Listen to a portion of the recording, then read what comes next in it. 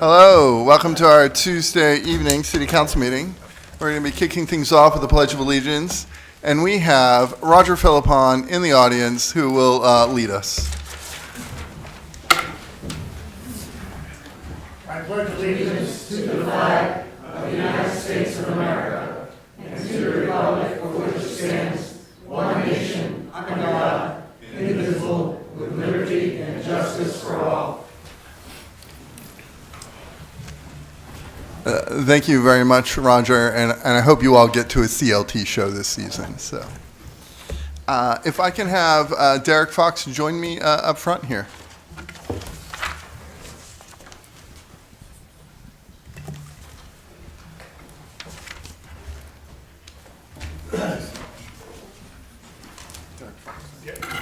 I have Derek Fox, the CFO of Elmet Technologies, who recently received recognition from our governor, and now you're receiving recognition from us. So I have a proclamation, recognition of Elmet Technologies, whereas Elmet Technologies has been a vital part of Maine's economy for 95 years with a dynamic presence here in Lewiston. And whereas the Governor's Award for Business Excellence, which Elmet received in 2023, celebrates businesses with standout commitment to their community, employees, and to the manufacturing or service professions. And whereas Elmet's receipt of the award, namely the Heritage Industry Award, here, show everybody there. Yeah, look at that. Okay. Is extremely fitting due to its consistent growth, teamwork approach, and impact on Maine's economy. And whereas Elmet recently acquired its competitor, HC Stark Solutions, and is now the largest U.S.-based producer of tungsten and molybdenum and impact on Maine's economy or end products. And whereas the acquisition also broadened the market for Elmet products, and Elmet is now the top supplier of high-strength wire for medical applications nationwide, and its products are also used in defense and aerospace, to include NASA's Space Launch Systems rocket program. And whereas Elmet Technologies has grown from 160 employees to 450, which includes facilities in Michigan and Ohio and remote sales positions. And whereas Elmet continues to seek additional employees, not just for production, but positions ranging from accountants to IT specialists, with the goal of Elmet being a career destination workplace. And whereas the Elmet team, both past and present, is commended for excellence in product delivery and work environment, as well as continued enthusiasm and vision for the future. And whereas appreciation is extended to President and CEO Peter Anania for his leadership and commitment to both the success of Elmet and the Lewiston community. Now, therefore, I, Carl L. Schelin, Mayor of the City of Lewiston, officially commend Elmet Technologies for its continued leadership in the manufacturing industry and congratulate them on the Heritage Industry Award. Thank you so much.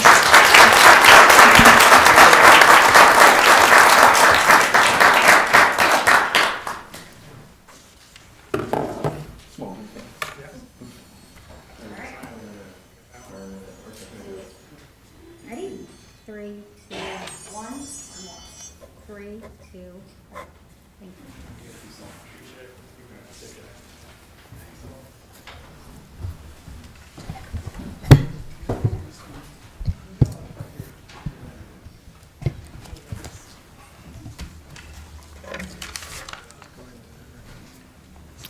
Madam Clerk, I believe we're ready to begin.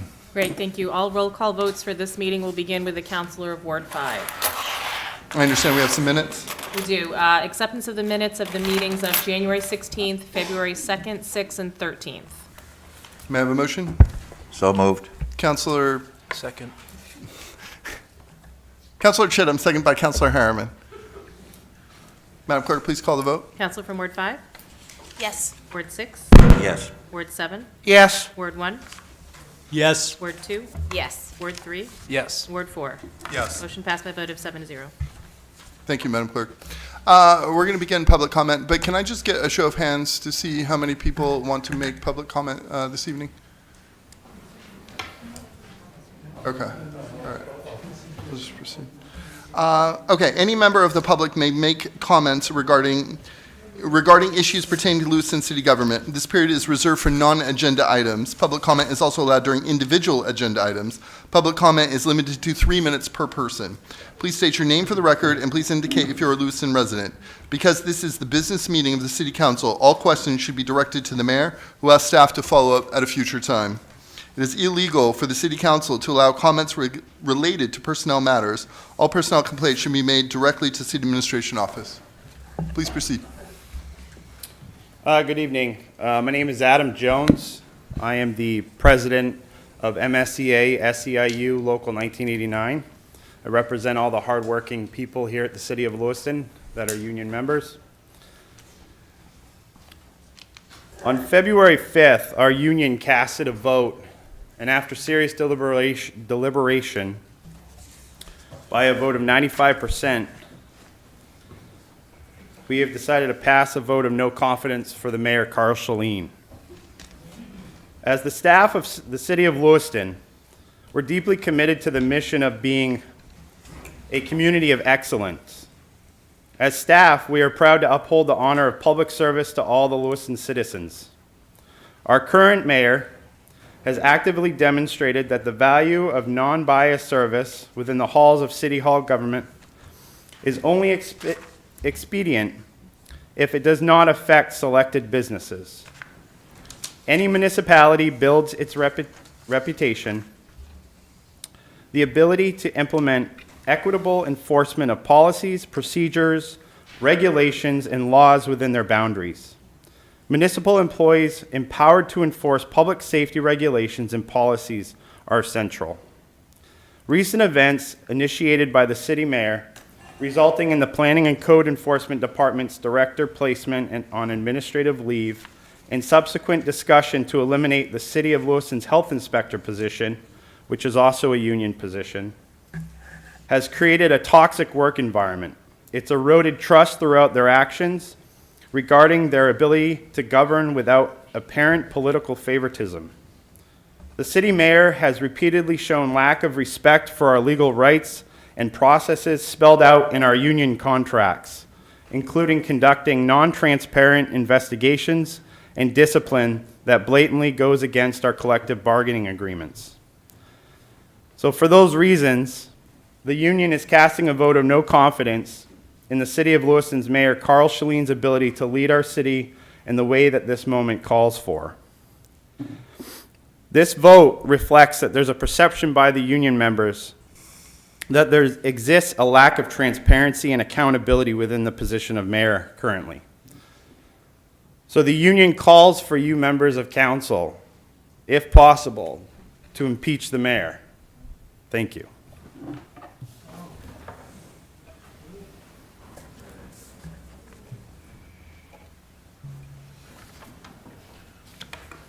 Good evening. My name is Tim Paradis, family originally from Lewiston. I reside in Portland now. I and others are here tonight to urge the City Council to consider and adopt tonight on an emergency basis a resolution voicing the city's support for an immediate ceasefire in Gaza to end the terrible humanitarian tragedy that is taking place there now. The situation in Gaza is the great moral issue of our time. The International Court of Justice, which is the highest international court in the world, and of which the United States is a member, has ruled that the situation in Gaza qualifies as a genocide. History will record who stood up and who looked away from the humanitarian crisis in Gaza. The resolution, which has been presented by former Mayor Larry Gilbert, lays out in great detail the facts of what has been occurring over the last 5 months. I will just say that in 4.5, 5 months, 30,000 people have been killed, 70% of them women and children, 100,000 injured, missing, and almost the entire habitable area of Gaza completely destroyed. We recognize that tonight this resolution is not on the formal agenda, but there is real urgency to people speaking out so that this crisis and this suffering can end. we would ask that the city council join with other cities around the state, including Portland, Ellsworth, and concurrently being considered in Bangor, Belfast, and many other communities, a resolution that voices the support calling for an end to this humanitarian tragedy. Appreciate your time. Please hold your applause. Thank you. Further public comment, please step up to the podium. Jim Lyson, 26 Taylor Hill Road here in Lewiston. A couple weeks ago, I was here encouraging you to consider this ceasefire resolution, and we're here to, we think there's a sense of urgency, as the prior speaker said, that we got to end this violence. And I know we've experienced violence ourselves, and we know how devastating that can be at times. And we're just talking about monumental scale. I just heard a statistic that 500,000 people have been either killed or injured there. That's a recent statistic. So it's pretty tragic. It's on a monumental scale. And it's also a slippery slope, and I know that.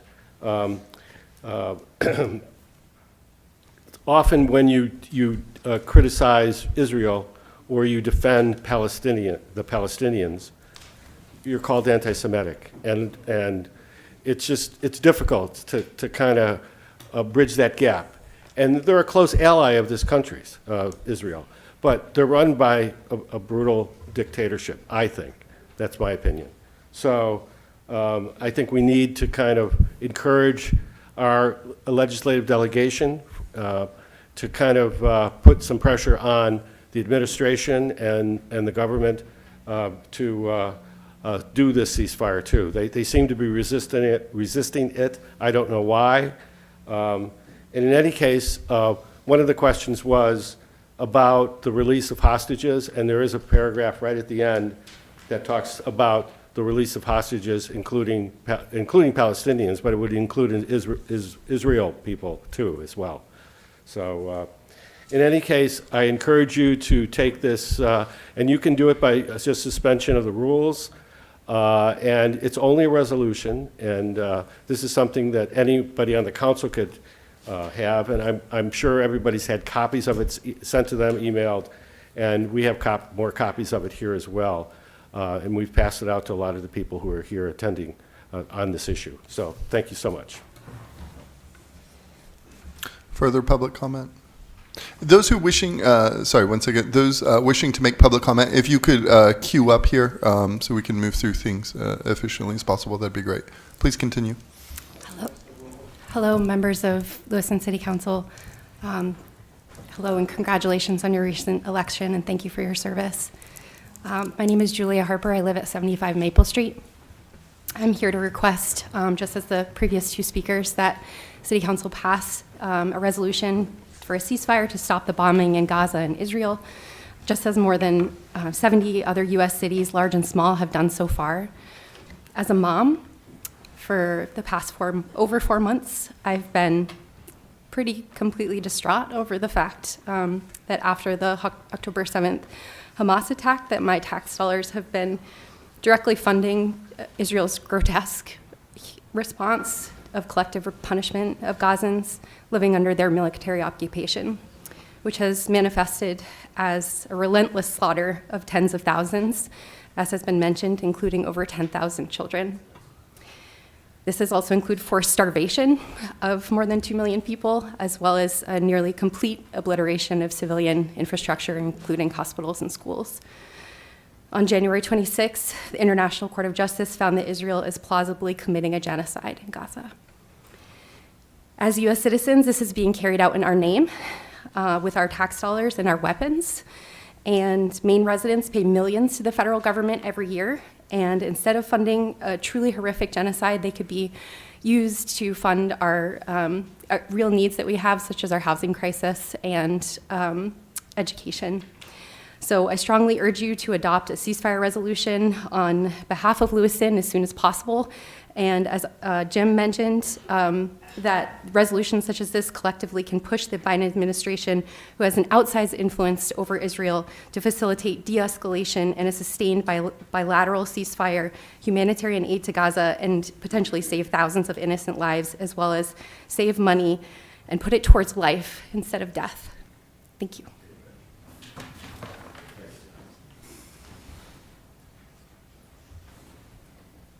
I'm Siri Cressy.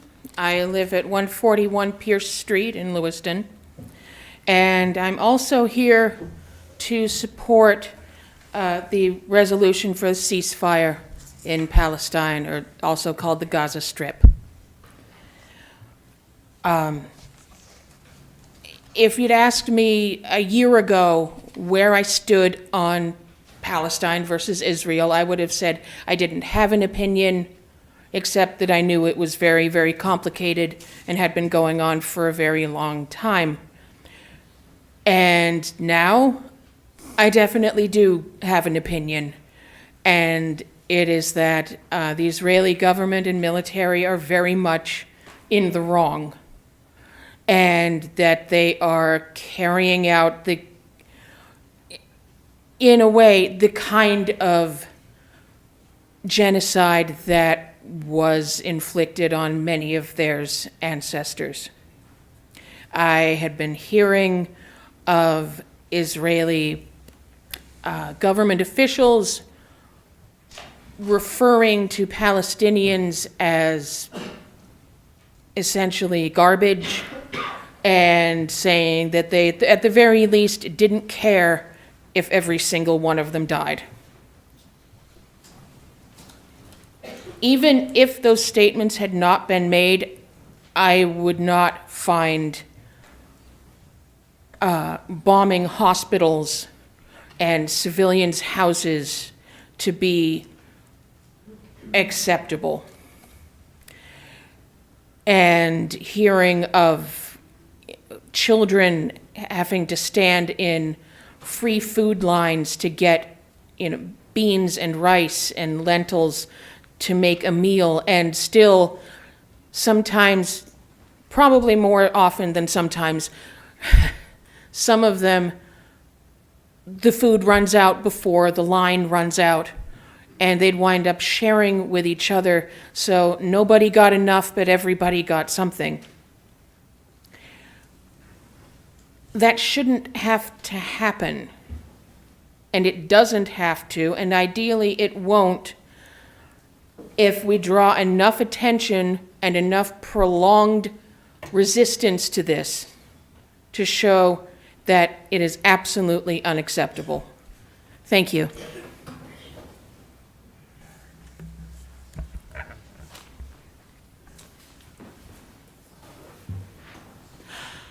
Hi, my name is Martin Cunningham. I live at 59 Eustis Street. I've also come out to support the ceasefire resolution because the situation over in Palestine in the Gaza Strip is unbearable, unconscionable. It is an affront to humanity. I just can't remain silent on such a thing. When I was young, and I learned about the Holocaust, I always wondered to myself what I would be doing if that had been going on during my lifetime. And this makes me, this moment, I realize that that time is now. So it is my not only desire but duty to be speaking here on behalf of these people who are being murdered en masse. I wasn't very educated about the issue until I began receiving information over the last few years, gradually coming to understand the kind of state that Israel is.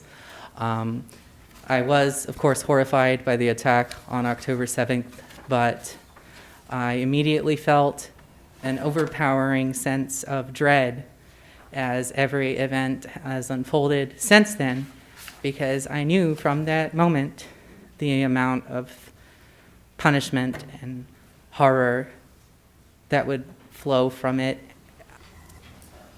And yet it's exceeded my every expectation. I've seen things I will never forget. And so I'm here. I didn't really prepare any remarks because I only found out about this like yesterday, but I couldn't let this go by without taking the opportunity to weigh in. So please adopt the ceasefire resolution. Every bit of pressure that we can put on the government is important. Thank you. Mr. Mayor, Councillor Chittum, yes. I move a suspension of the rules to allow public comment to extend more than 15 minutes. Thank you. Madam Clerk, what is the, do we need to suspend the rules, or can we just allow public comment to continue? What is your take on this? I believe you could do it, Mr. Mayor, under unanimous consent if the rest of the council concurs with that. Yes, are we all in agreement that we can just let public comment continue? Perfect. Yes. Thank you. Yes. Please continue. I'll try to keep it tight, but my name is Michael Higgins, and I live on Highland Avenue, and I just wanted to additionally voice my support for a ceasefire resolution within Gaza. That's pretty much it. Thank you.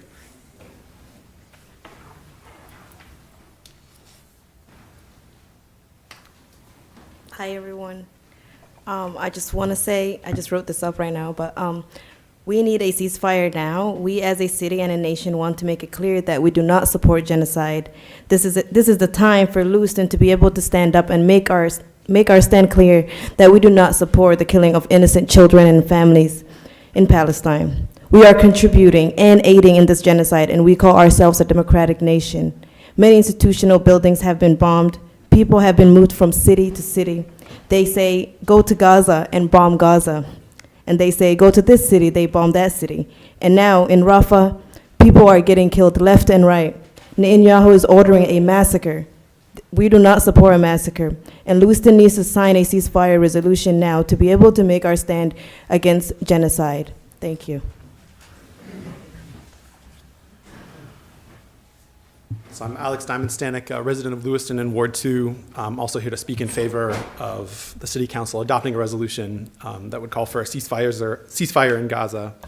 And I think the message that I just want to send is a connection to Lewiston in the sense that when there is violence killing innocent people and that violence can be prevented, I think it is our duty and it's important to use our power and our voices to advocate for peace and safety for all.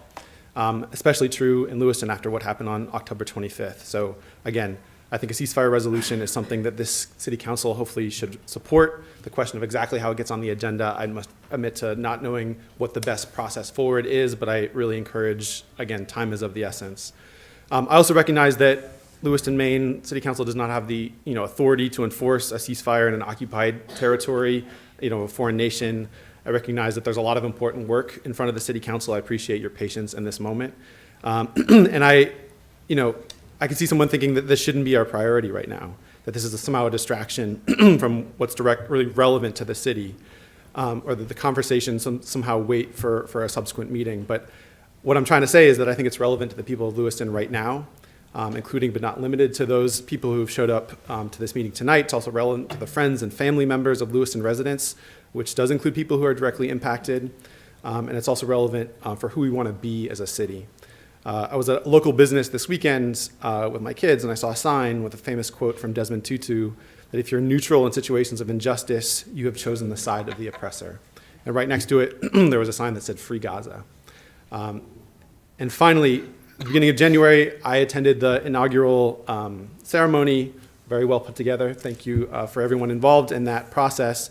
And I listened with interest. The mayor and city council talked about your vision for this upcoming city council and what could be accomplished.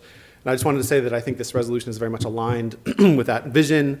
I think it would send an important message to surrounding communities across the state, across the country, and across the world. And again, especially given the tragedies that happened in Lewiston on October 25th and what's been happening in Gaza over those 4 months since October, I think our message advocating for peace and safety for all, especially when there's violence that's killing innocent people and that violence can be prevented, it's a message that would come with authenticity and care from Lewiston. Thank you.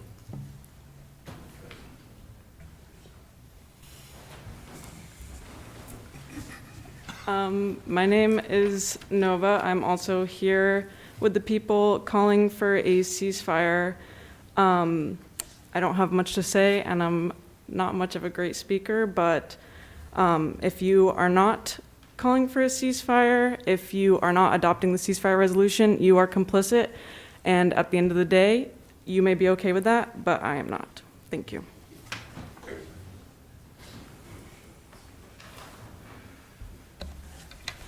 I am Janella Ridge. I am a college student. I strongly urge you to adopt a ceasefire resolution.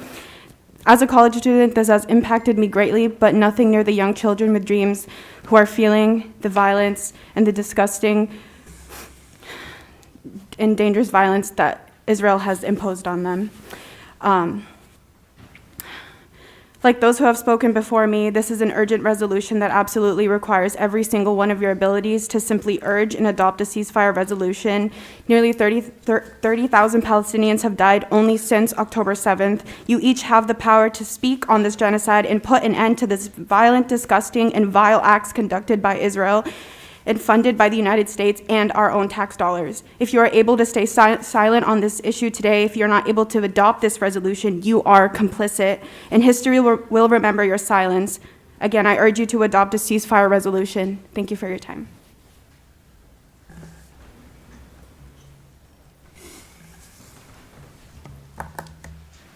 Hello, good evening, Council. I'd like to speak in favor of a ceasefire as well. We know that the Council does not I'm sorry, your name and where you're from? Camille, and I'm a new Mainer. I live in Lewiston now. Thank you. We know that the Council does not make executive decisions in relation to this war, but we all have a collective duty to speak and promote peace and speak with truth and justice. Calling for a ceasefire seems to be the only option, the sensible option and the moral option.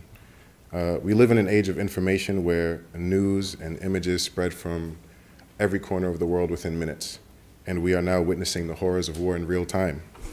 We are watching entire neighborhoods and critical infrastructure being leveled. I've seen images of dismembered children, bodies of Palestinians being pulled from rubble, and the corpses of civilians in the streets left to be eaten by cats. These are the images that we're seeing, and I'm sorry to be so graphic, but this is what we are being subjected to witnessing, so I could only imagine what it's like to be subjected to living that reality. No doubt that these are war crimes tantamount to genocide. We are witnessing a humanitarian and refugee crisis unfolding. Americans have a unique relation to this war because we are funding this war with our taxpayer dollars in the amount of billions annually. And I'd like to briefly analyze some of the talking points that somebody might make if they oppose a ceasefire and respond to those. One of them might be that the criticism of Israel is considered anti-Semitism, as one of the other constituents mentioned. And we, no doubt, condemn anti-Semitism in any form whatsoever. And we support the thousands of Jewish voices that are protesting in favor of a ceasefire and in support of the Palestinian struggle. Palestinians themselves are no doubt Semitic people. Another talking point is that Israel has the right to defend itself. And the question may be, does an occupying force have the right to defend itself under international law? I don't have the capability of answering that question. And if it is not an occupying force, then what is the appropriate response? What falls under the threshold of self-defense? And is collective punishment a reasonable response, right? We talk about Israel's right to exist, and the same question goes for the Palestinians. Do they have the right to exist in peace and harmony? Another talking point is that this war is a response to terrorism.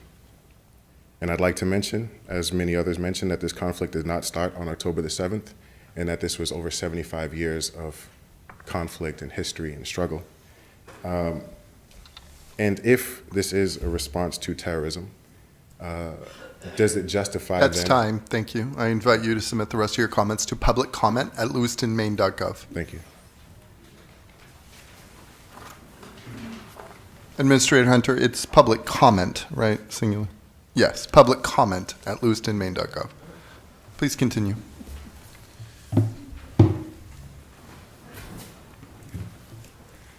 My name's Melissa Dunn. I'm a resident at 254 Blake Street in Lewiston. I'm a community organizer, resident, homeowner, taxpayer, survivor of violence, and I occupy stolen land. I'm here today to ask Lewiston's elected officials to support and pass the Lewiston ceasefire resolution. It's apparent that the pleas and cries, the deaths and reports are going unheard because there's only one intention: to occupy the land. Media narratives are clouded with propaganda. There's no help. There's no aid. It's an ecocide. We are the ones to stop genocide. I do not want my tax dollars to pay for genocide, homicide, femicide, infanticide. I don't want my tax dollars to pay for the murder of Palestinians. I do not want my tax dollars to pay for the conditions for people to abuse their power, especially through sexual violence. I do not want my tax dollars to pay to disable Palestinians of those who remain alive. All tactics of psychological warfare and war of attrition tactics used against civilians is inhumane. It's critical for Lewiston's elected officials in our city to support Lewiston's ceasefire resolution and to take a stand before our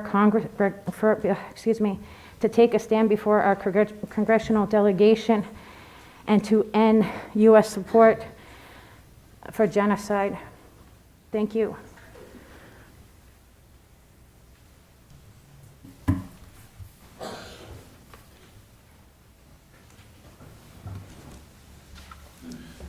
Further public comment?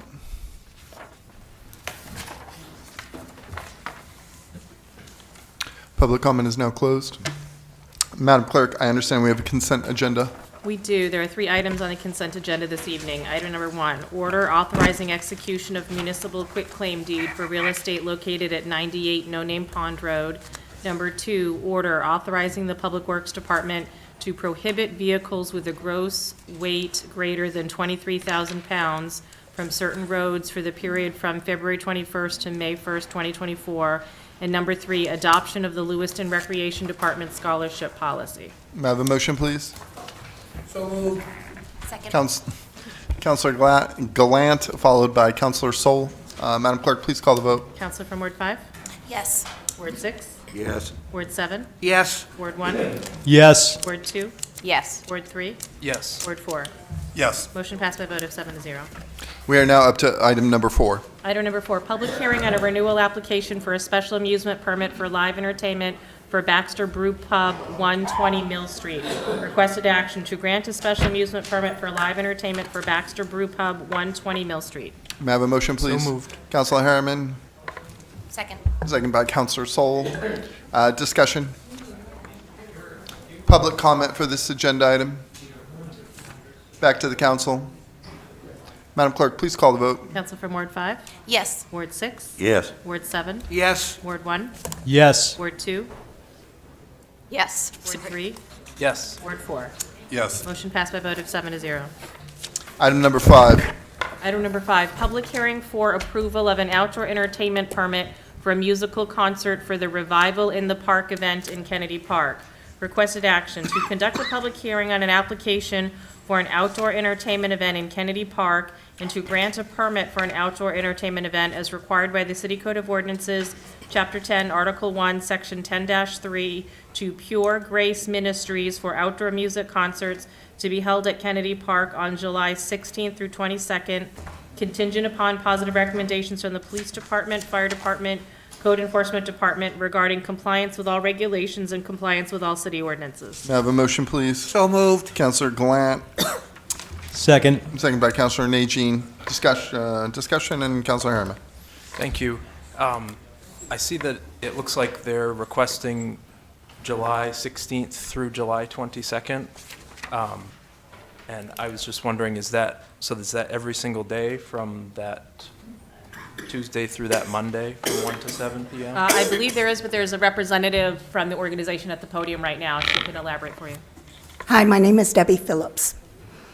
So yes, it is every day from 12 o'clock to 6 o'clock. Give us a breakdown and a setup time through the week. Thank you.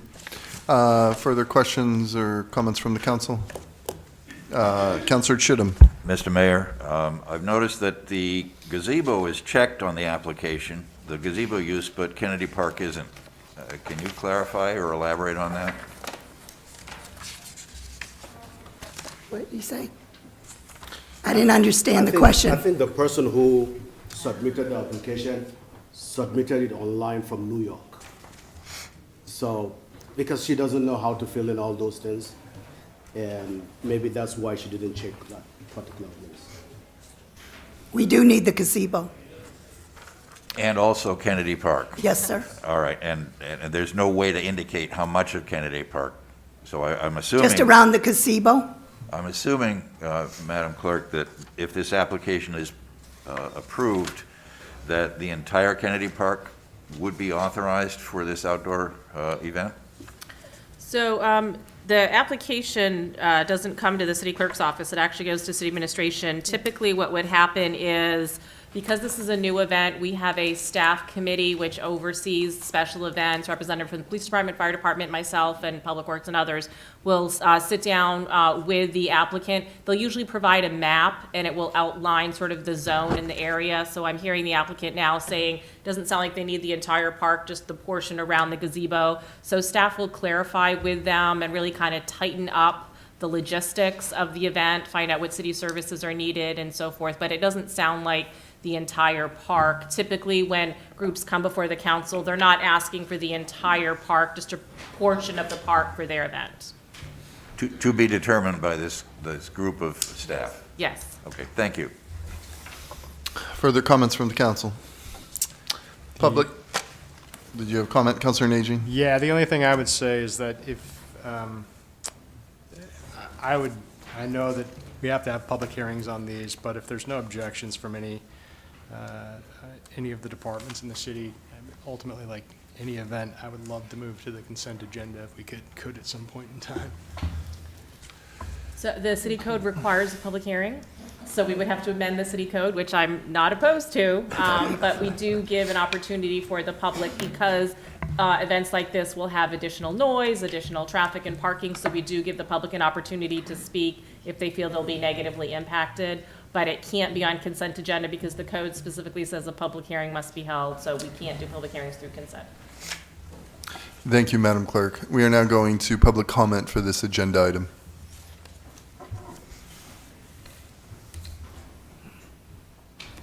Is there anything further you would like to say? No, sir. Okay, and we're back to the council. And further comments? Councilor Harriman. Thank you. So I'm not really opposed to the event per se. I'm just wondering about the impact of one organization taking over that for an entire week in the middle of the summer. And just, is there any precedent as far as how we limit events like that, or it just seems like... We have had occasions where other organizations have done a similar time slot, especially if you're looking at kind of dividing Kennedy Park and they're staying near the gazebo, the pool house, the pool, all of that area will still be open.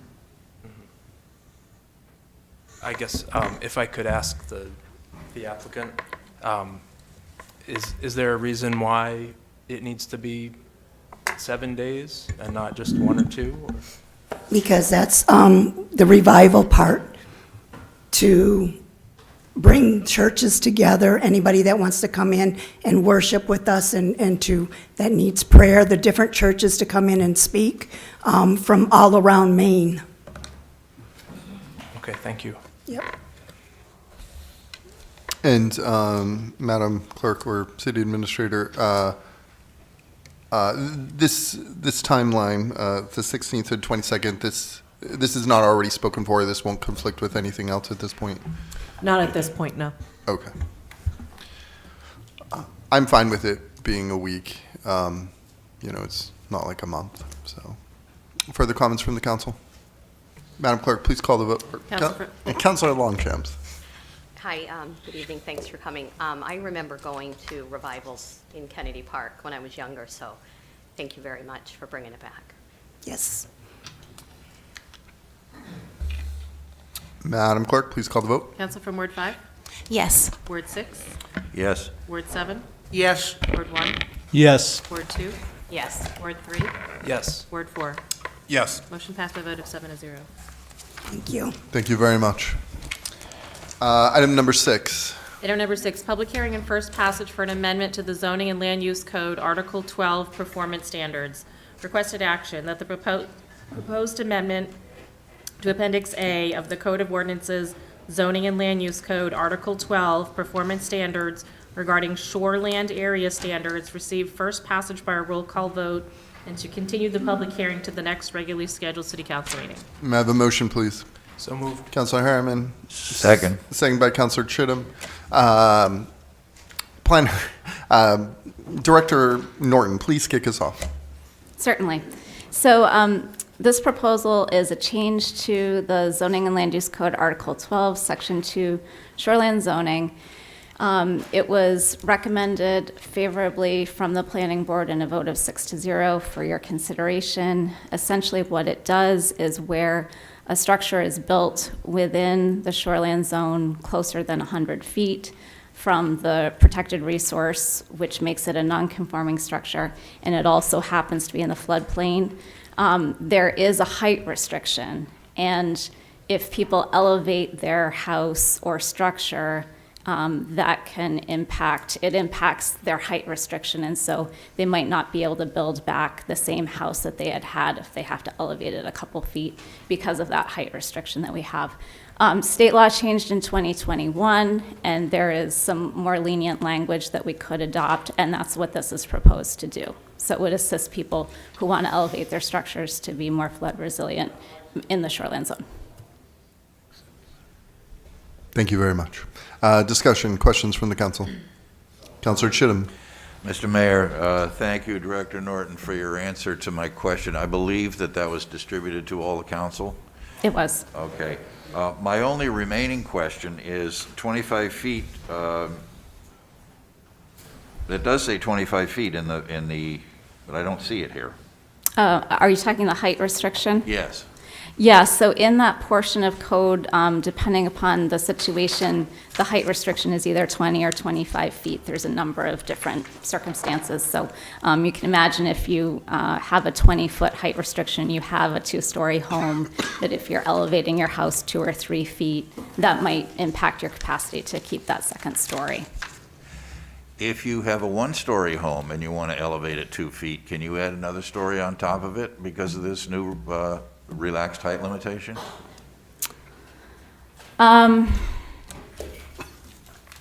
That's a good question. I'm not exactly sure. I'm sorry I didn't ask that in advance. It just occurred to me. Yeah, I'm sorry. I don't know the ins and outs of the requirements for rebuilding in the shoreland zone. It is fairly restrictive, but given that this is part of state statute that we would be adopting, I guess we would be sort of similar to other communities. But I'm afraid I don't have that specific response at this time. And again, I apologize for not asking the question earlier, but it just occurred to me. This, in fact, applies to about 4 houses in the city of Lewiston. Is that correct? I'm not sure how many non-conforming homes we have around No Name Pond, but it would be limited. It would be those existing structures that are within 100 feet of the protected resource. Right, that are non-conforming. Okay, thank you. Further questions or comments from the council? Public comment for this agenda item.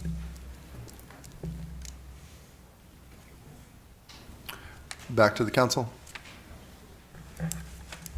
I think I'm inclined to vote in favor of this simply because it comports with state law. Otherwise, I would not be in favor of it because of that concern that I just raised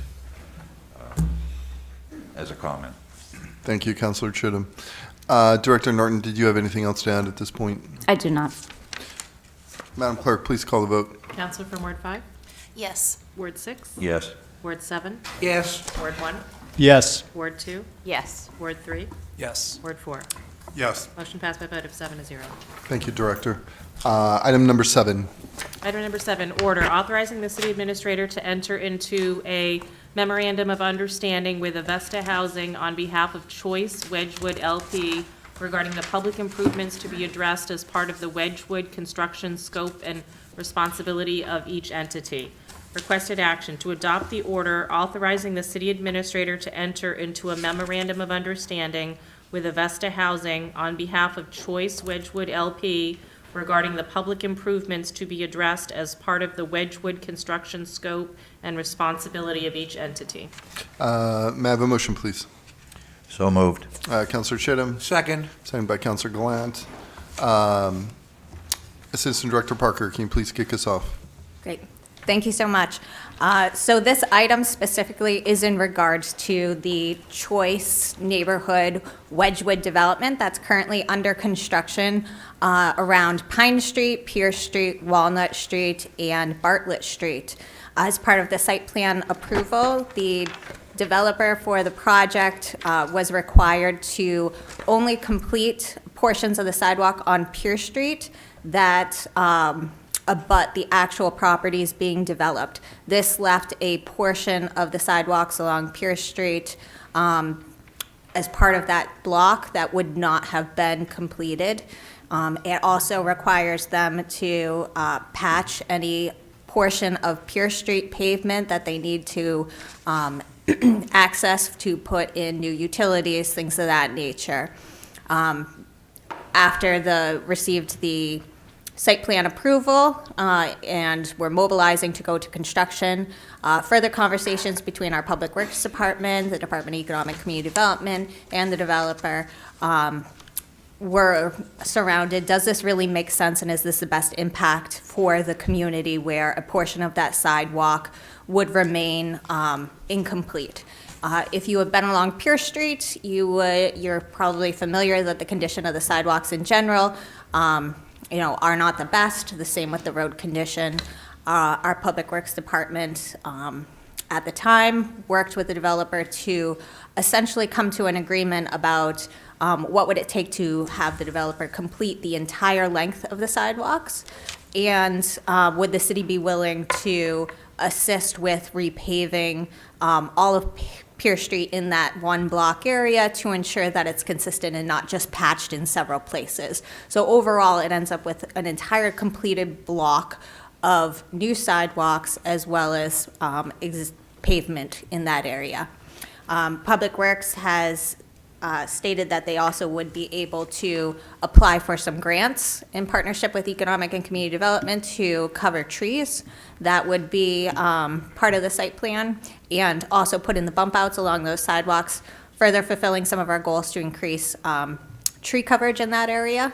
The shift in the plan in this MOU essentially lays out new responsibilities of who would do what. The developer would then complete the entire length of that block with sidewalks, and the city would cover the paving of that block for Pierce Street and do the trees. Public Works has found funds that are in the proposed budget for this coming year that would be able to be used as part of their general paving area. They have said that they absolutely, could do this one section by this fall, as well as try and stretch it out as much as possible, but at a minimum, at least accomplish Pierce Street paving in that general area.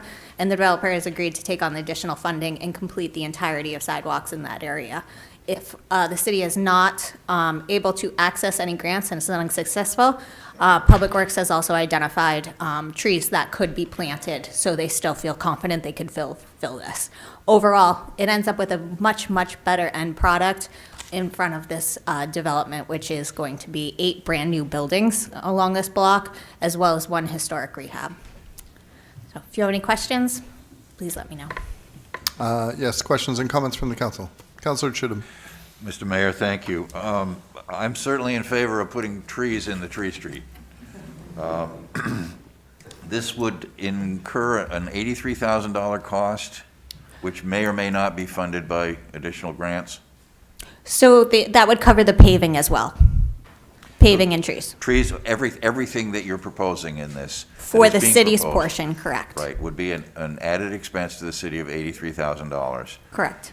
And some of that, or all of it, could be recouped with grants. Is that my understanding correct? A portion of that could be covered with grants for the trees. Okay. And the $83,000 has not been budgeted in this fiscal year, but would be spent out of next fiscal year's budget, which has yet to be approved. Correct. Okay, thank you, as long as I understand. Further comments from the council? Councilor Najin. I would just like to say, I think that this is a smart way to go about developing a street. Ultimately, the planning board oversees development of a parcel, but and holds the comp plan, but doesn't have the ability to affect the infrastructure around it. And so I'd like to commend both the Economic Development Department and the developer for coming forward with this concept, because it's truly a piece that we often forget. It's the infrastructure, and in that I would like to note that it would be really, really nice if we made sure that none of the telephone poles create a block for ADA access, if there's any telephone poles in the middle of the sidewalk there. So.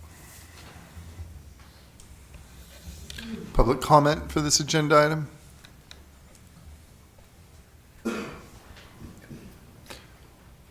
Back to the council.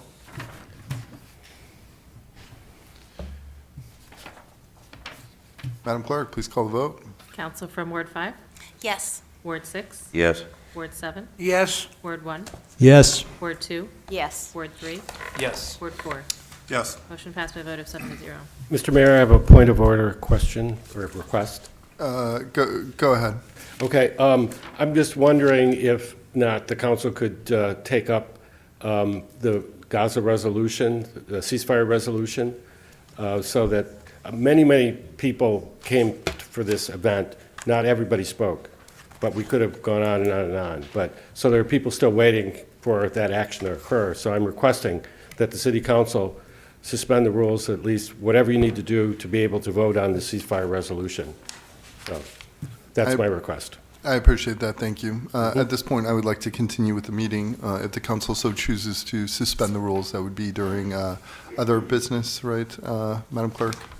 Other business and add it to the agenda at that time? Yeah, I mean, if the council so chooses to do that at this time, but okay. For right now, we will proceed to agenda item number 8. Okay, thank you. Item number 8, receipt of recommendations from the Finance Committee and the Planning Board on the fiscal year 25 Lewiston Capital Improvement Plan. Requested action to receive and review the recommendations from the Finance Committee and the Planning Board regarding the fiscal year 25 Lewiston Capital Improvement Plan. I have a motion, please. So moved. Councilor Chittum, seconded by Councilor Gallant.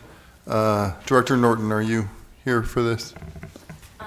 I am here representing the Planning Board, as is Lucy Bisson, the Chair of the Planning Board, in case there are questions about their recommendations.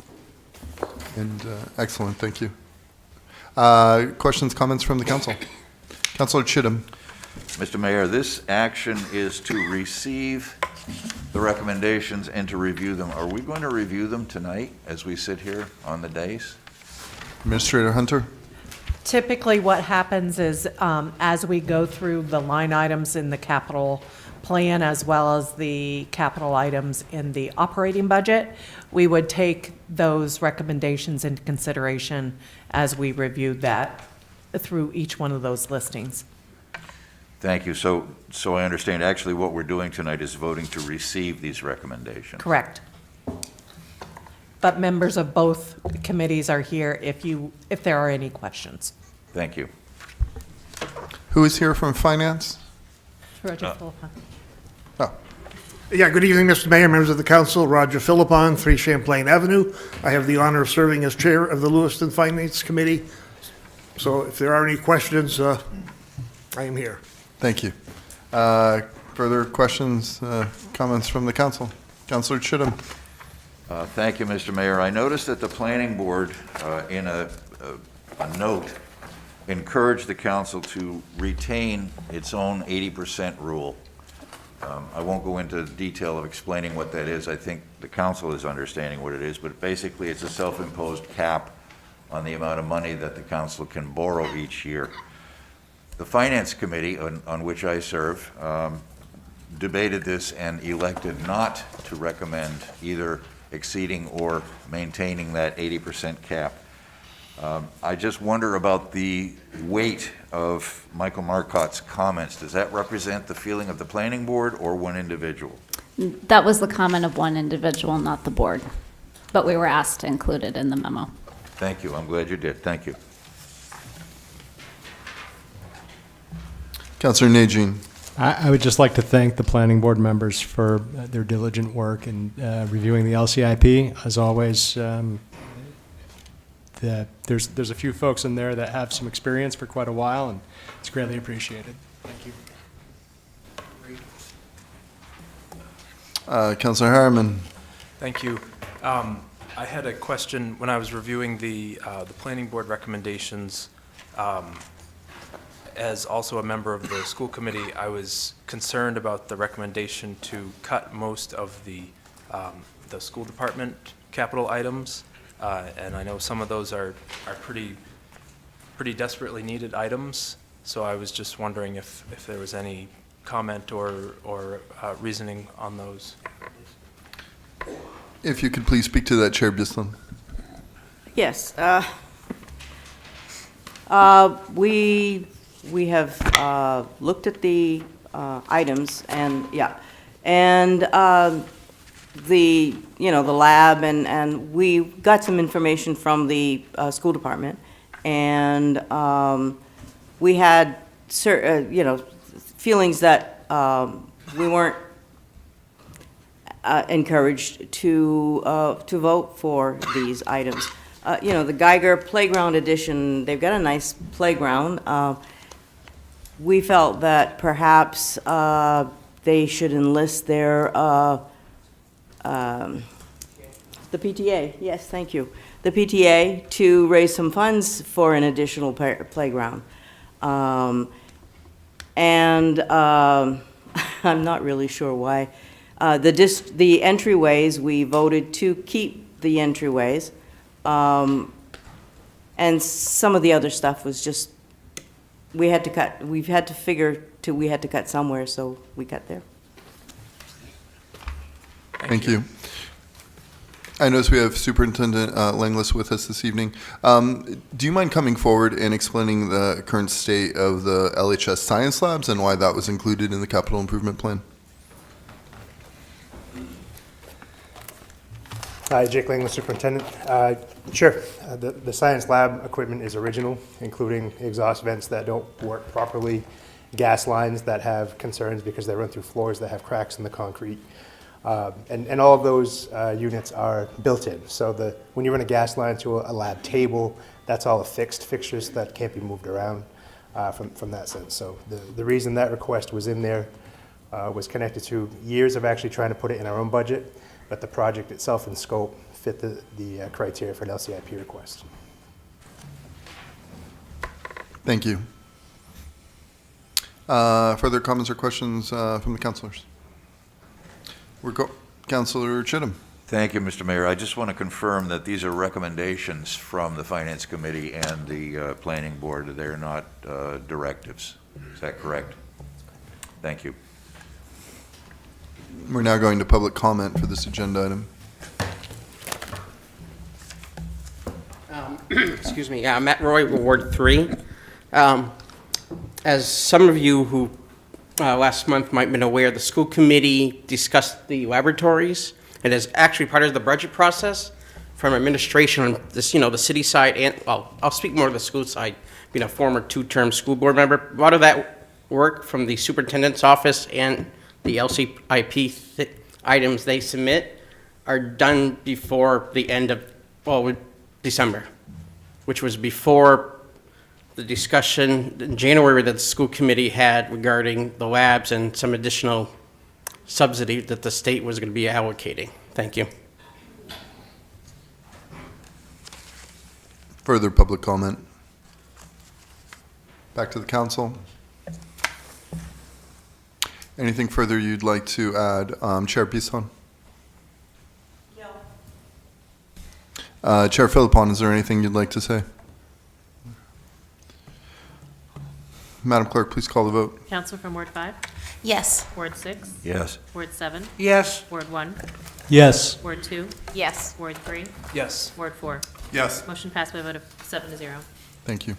Superintendent Langlis, thank you very much. Item number 9. Item number 9, resolve, adopting the fiscal year 2025 Lewiston Capital Improvement Plan.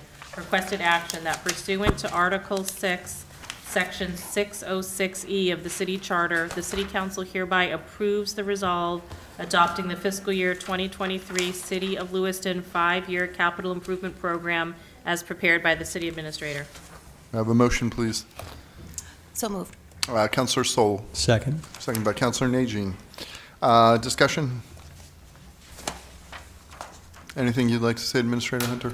No, as we discussed earlier, there will be plenty of opportunity for both public and the council to weigh in on items. Thank you. Councilor Chittum? Yes, I'd just like to confirm that this is not an adoption of the projects that are listed. However, many of them are going to have to be cut due to financial and fiscal realities. Is it possible, permissible to add projects to the LCP after this resolve is adopted by council, presuming it is? Administrator Hunter, would you care to answer that? Yes, we would be able to add, because there is one more public notice before we actually bond. That's when we would include those projects. Thank you. Public comment for this agenda item. Back to the council. Madam Clerk, please call the vote. Counsel from Ward 5? Yes. Ward 6? Yes. Ward 7? Yes. Ward 1? Yes. Ward 2? Yes. Ward 3? Yes. Ward 4? Yes. Motion passed by a vote of 7-0. Thank you, Madam Clerk. Agenda item number 10. Item number 10, authorization to permit a third party to upgrade the remaining portion of Regine Avenue as outlined on the 1997 plan entitled Revision to Fern Court Estates as accepted public easement to city specifications at their own expense. Requested action to authorize any future owner of the property at 816 College Street rear to upgrade the remaining portion of Regine Street as outlined on the 1979 plan entitled Revision to Fern Court Estates and accepted as a public easement by the City Council on May 3rd, 2005 to specific specifications at their own expense, and to authorize the city administrator to execute any documents necessary that are related to this matter. May I have a motion, please? So moved. Councilor Sol, followed by Councilor Harriman. Director Norton, could you please kick us off? Certainly. The owner of 816 College Street rear, which I've pulled up on the map here, and her late husband were granted approval in 2005 from the City Council, or not approval, sorry, they were authorized to upgrade the public easement portion of Regine Avenue, which is the end there. So they were authorized to upgrade that, and the council also accepted it as a public easement at that time. Subsequently, Mrs. Silva has asked last year for the council to amend that a little bit. At that time, it was specific to her and her husband. It didn't say the owner of 816 College Street rear. So she was asking for language that would make it clear that any future owner would also have that right. The council considered that last year, and it was narrowly voted down. She has asked staff to bring this forward again to this council because she still would like to be able to move forward with potentially selling the property and having somebody be able, who owns that property, to do that. So the request is that a third party or the owner of that property be allowed that right, not just the named individuals who own it today. Yeah, questions, comments from the council. Councilor Chittum. Mr. Mayor, I have done quite a bit of research into this, and my first and basic question is, the small green plug of land at the end of Regine Avenue, 50 feet wide by roughly 70 feet long, is owned by whom? I think I can answer that question. That was almost a rhetorical question. I should have warned you that was a rhetorical question. I believe that that is owned by Richard Courtemanche, who is the developer who submitted the plans for this subdivision in 1979.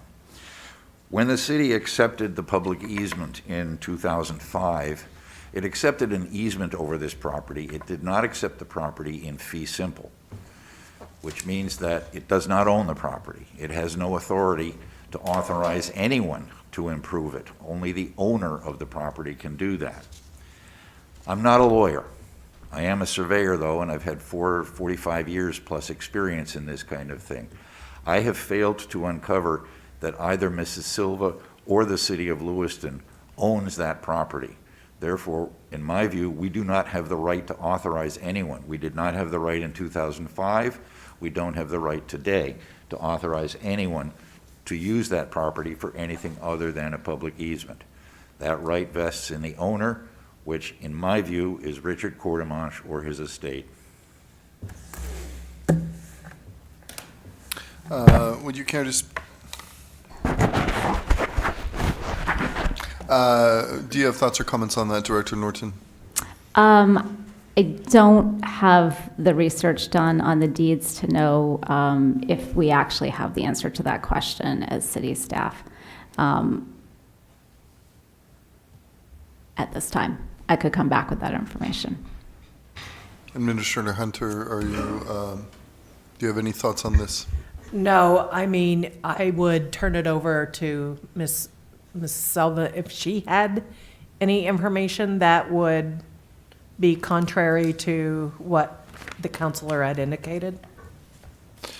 Am I correct in understanding the attorney signed off on this at the time? The city attorney had worked with both parties to move forward. That was back in the original 2005. When we reviewed it again, this was considered somewhat of a housekeeping item to be able to not only have the original named property owners, but any future property owners have that right to development. I guess the point I'm trying to make is our city attorney is still, that city attorney is still our city attorney. And they had no issues at the time. Not that they've made us aware of. Okay, thank you. Further comments or questions from the council? Councilor Chittum? Mr. Mayor, given that we have no certainty as to the ownership of that parcel, I move that we table this until we do have that information. Second. Discussion on this motion to table. Councilor Longchamps? Are we allowed to ask Ms. Silva if she maybe knows who owns that? I mean, at this point, we're just talking about the motion to table. Administrator Hunter, is this a matter that then could be referred to our council to determine the best course forward? That would be what I would suggest at this juncture. Okay. That was not, I'm sorry, that was not raised before when the council considered it last time. Understood. Thank you. Madam Clerk, please call the vote. Counselor from Ward 5? Yes. Ward 6? Yes. Ward 7? Yes. Ward 1? No. Ward 2? No. Ward 3? No. Ward 4? No. Motion failed. So the original motion is still before you. Further questions or comments from the council before we go to public comment? Councilor Nagy. In the factual and legal background, there's some legalese in there concerning the 40-foot turnaround, followed by the... Do you mind moving the mic a little closer there? Yeah, sure. So under the factual and legal background from the legal department from 2005, it states that there is a temporary easement for a 40-foot turnaround, which will expire if and when said Regine Avenue is legally extended beyond its terminus, as set forth above. I am of the opinion, I mean, we don't have the deed in front of us, so I am of the opinion that the deed for the property does allow for the continuation of Regine Ave as the original proposal for the development existed. And I would move that we would, sorry, I would move that we would place some vote on this contingent on determining what the deed restriction is or easement piece is. That's what I would say. Councilor Gallant? Thank you, Mayor. I don't think we should vote on it until we know the facts, because we don't know who has the right to do what. It's clear that the first time the lawyers either missed this or the question wasn't asked, to go back to the original owner or person or their entitlement or their whatever. So we don't know that the city gave her the permission initially was even legal without getting a legal advice, which is why a reason to table it would have allowed us to get an opinion before we make a decision. I don't want to be in a situation where I'm going to be giving somebody permission to do something that's not legal. That's my stance. Further comments from the council? Councilor Harriman? Thank you.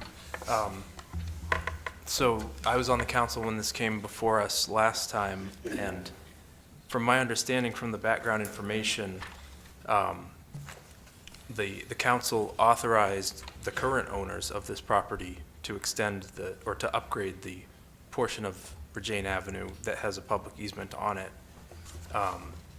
And the ask is to be able to transfer that to a future owner of the property. So I personally don't see an issue with it. You know, if it's already permitted for the current owner to do it, I don't see an issue with a future owner doing it. Thank you.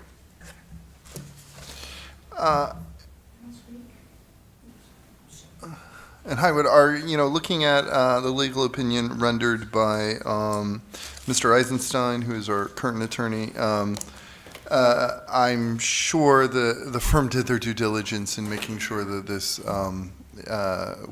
could be accomplished and was legal. Councilor Gallant? Thank you, Mayor. And I humbly disagree. Two wrongs don't make a right. I think we have an opportunity to make sure there wasn't a wrong. I don't think it's time constraints that I've seen anything presented that's going to be done this evening. So we don't make the same mistake someone made in 2005 or somebody made in the last council session. Thank you.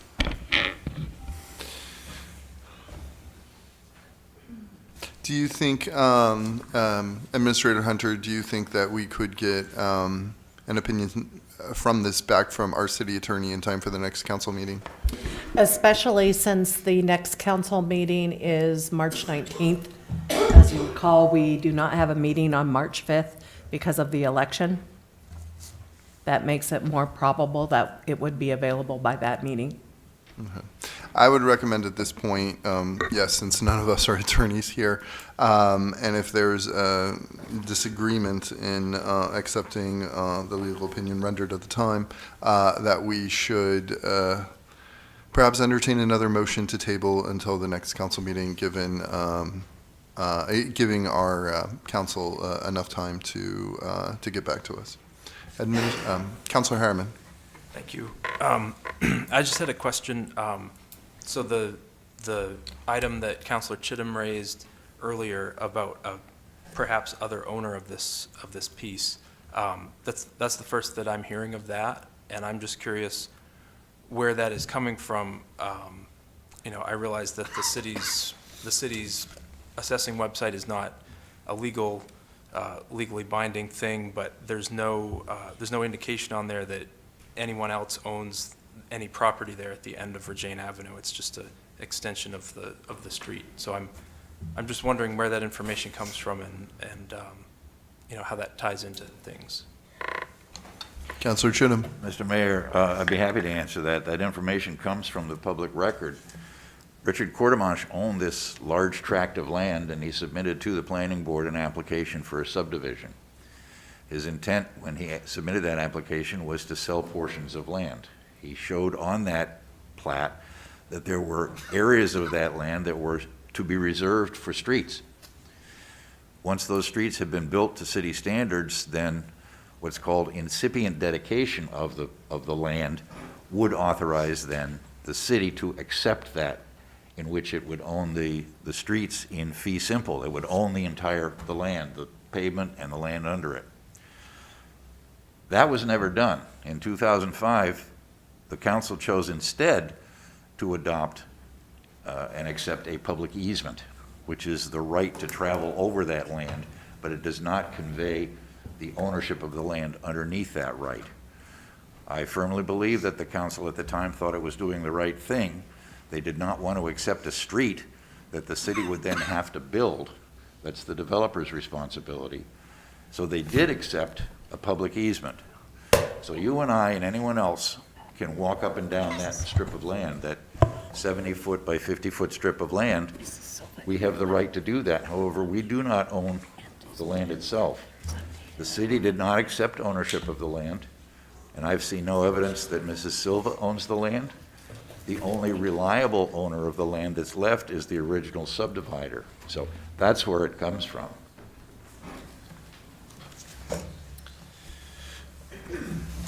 I'd like to, ask the council if there's somebody who could, given that there are questions, and I don't think we'll be able to get to the bottom of it tonight without our council present, that we, Madam Clerk, I realize that the motion to table was voted down, but could we bring it back again? I feel you could do it one of two ways, I guess. You could do it as a reconsideration, but I think also just a second motion to table would be in order, in my opinion, only because you've had additional discussion on it, more information has been shared, so I think it could be a motion brought up again because councilors may want to vote differently after the discussion that you just had on this item. Yes, Councilor Chittum. Mr. Mayor, have we had public comment on this matter? We have not. I believe we should before we entertain a second motion to consider to table. We are now moving to public comment for this agenda item. Good evening. My name's Bob McCarthy. I live in Ward 2. Whoa, was that loud? I hope you will forgo the 3-minute time limit, as you have 20 or so pages of information to support Mrs. Silva's position, and once again, nothing from the neighborhood. I live at 34 Regina Avenue that abuts the land in question. My wife and I bought our lot in 1986 and built our home in 1987. My first contact with the Silvas was in the mid-90s. They sent a letter around to anyone that abutted their property, stating that if we did not buy the land from them that abutted our properties, they would develop it, or they would develop it. They were asking a very high price for the land, hoping to get rich quick. I considered this letter a threat and dismissed it out of hand. Over the next few years, the Silvas tried to sell the property to no avail. Then in the spring of 2005, the Silvas inquired with the city about building access to their land on Regina Avenue. When I caught wind of this, I immediately went to City Hall and ended up talking about this issue with David Hediger.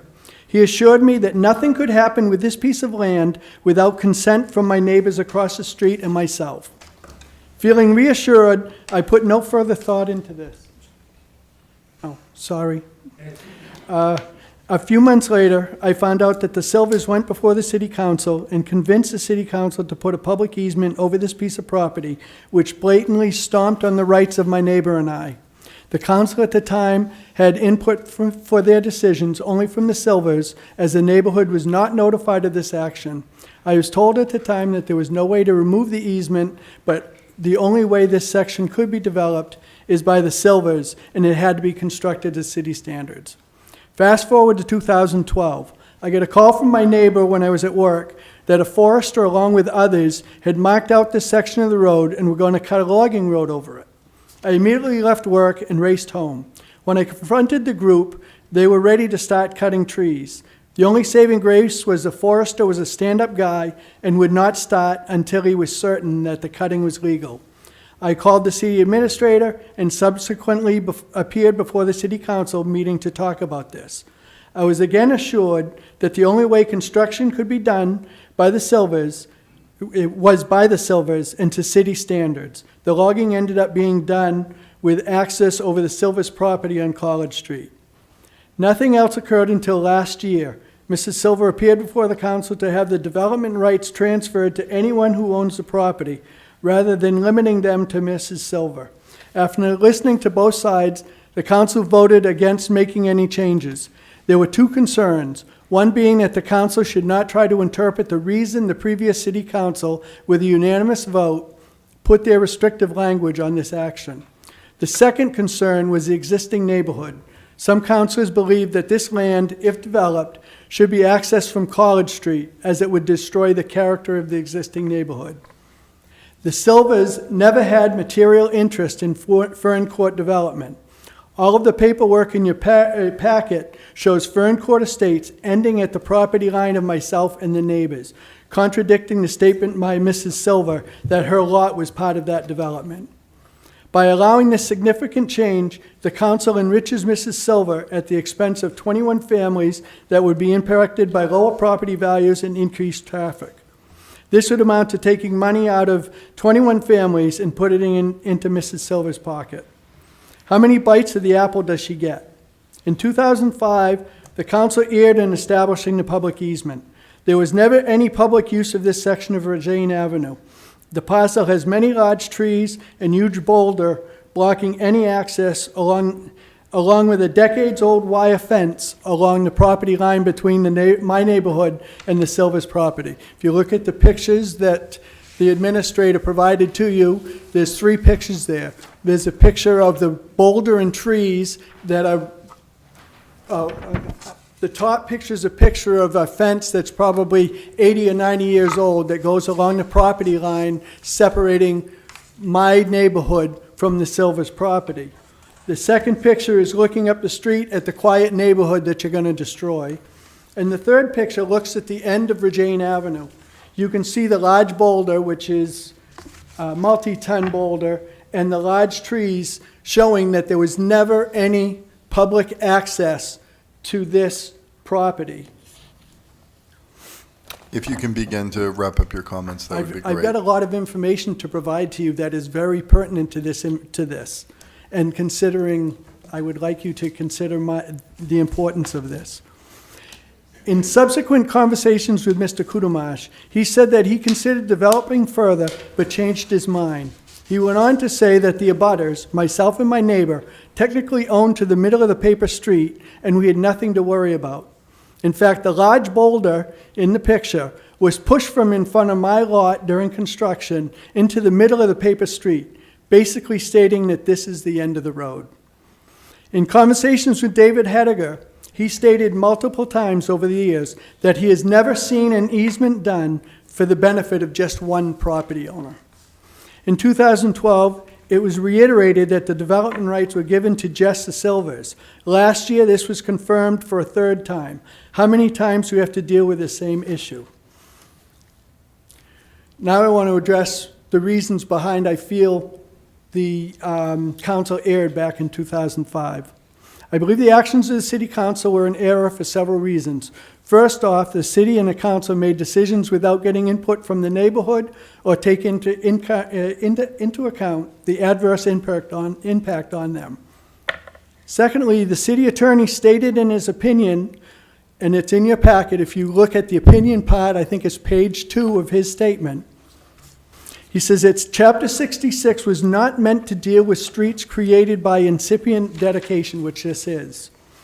This is a major red flag. If you carefully read through Section 66-103, which is in your packet,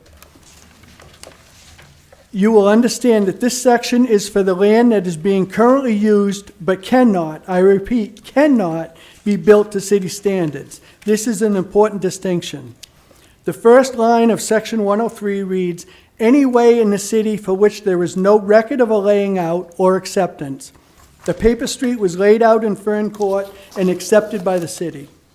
Further on it says, "which has been used by the public for at least 20 years. This land has never been used in probably 100 years. This land, the proof being the trees, the huge boulder, and the ancient wire fence that still runs along the border. This next part is the definitive proof that this section does not apply to the undeveloped street. Section 103 goes on to say, which cannot meet all the design, width, and construction standards contained in this chapter.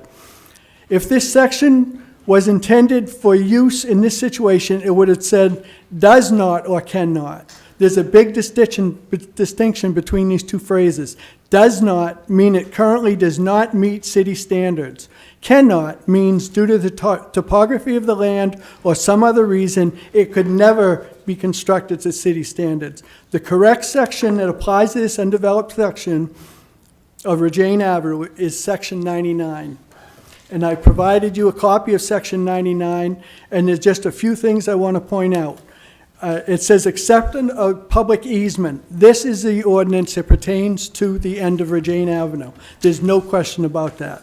If you look under 1, it says the way does not or cannot meet requirements. That is what, that is what should have, if 103 applied, that is the way the wording should have been said. 103 says cannot. This says does not or cannot. So I just wanted to point out that distinction, that the language is different between these two sections. If you go down to Section 4, it says the way connects two existing accepted streets or is the sole means of access for 2 or more lots. There is only 1 lot in question. So this disqualifies that, an easement being put on that property. Furthermore, it's anyway, I have one more thing that I'll need to do.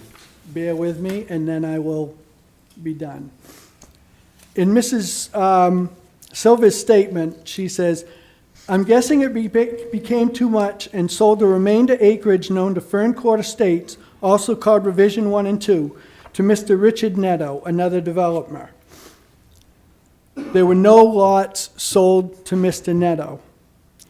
What was sold to Mr. Netto was the back lot of 816 College Street, which was never a part of Fern Court Estates. So that is a very misleading statement. And then she goes on to say that further on, but to go back to the day we closed, basically she's saying that Gil Arsenault took out the reference to Fern Court from all of the documents. If you look at the documents in your packet, the sketches, everything pertaining to what was presented to the city over the years from, it started in '63, but if you look at Fern Court Estates Revision 2, it ends at my property line. It does not go further. It never went further. The intention, in conversations with Mr. Kudamash, he said that he initially was considering moving forward, but changed his mind, wanted to keep the neighborhood a nice, quiet street, and that's why he did what he did. So it makes, if you deny this, it puts this property back to the same as it was when the Silvers bought it. If you don't, if you allow this to be passed on, you're passing on an error that's impacting 21 families at least. I didn't even count the other end of Regina. That's just my end of Regina and Lemuel. You're continuing a problem, and you're taking money out of the pockets of those people. Thank you. Thank you. Further public comment? Hi, I'm Janet McCarthy. I live at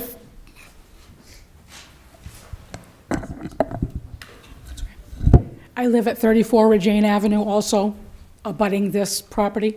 I wanted to make a couple of points.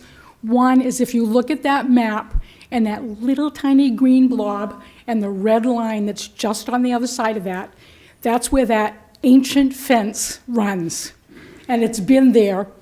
We've been there 37 years. So no one has ever crossed there unless they're good fence jumpers. Maybe a few deer and some turkeys is about all I've ever seen in the neighborhood. The other point was, what was made was that this was never part of Fern Court Estates, and I have looked that up intensively, as your other councilman has done. There was never that back lot as part of our development. The biggest and most important fact that I think you need to keep in mind is that Mrs. Silva has access to this land from College Street. She proved that when she logged it. She does not need Regina Avenue to access her land and develop. So you need to consider your 21 residents who pay premium taxes and appreciate their quiet neighborhood, safe neighborhood, and not allow this to continue.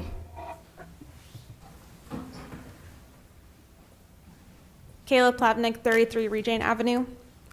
Esteemed members of the City Council, I stand before you today as a deeply concerned resident of Regine Avenue, specifically at 33 Regine Avenue, where my family and I have resided for 3 years.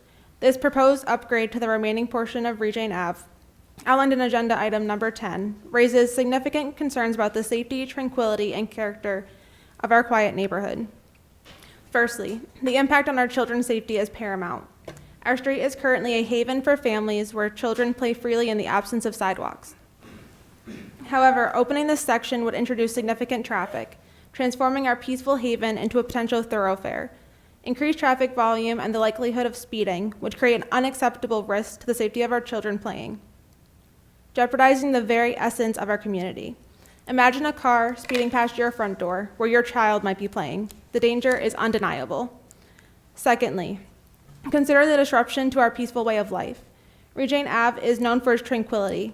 This proposed upgrade would shatter that peace, introducing noise, light pollution, and increased traffic flow.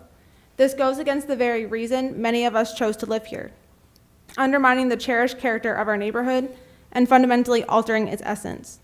Thirdly, let me remind the council of the previous rejection of this very proposal in March of 2023. The concerns raised then remain valid today.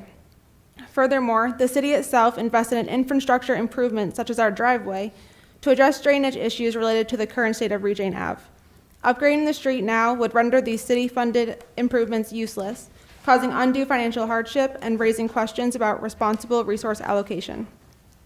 Mrs. Silva's proposal serves no real purpose except to disrupt the well-being of our established community and its residents.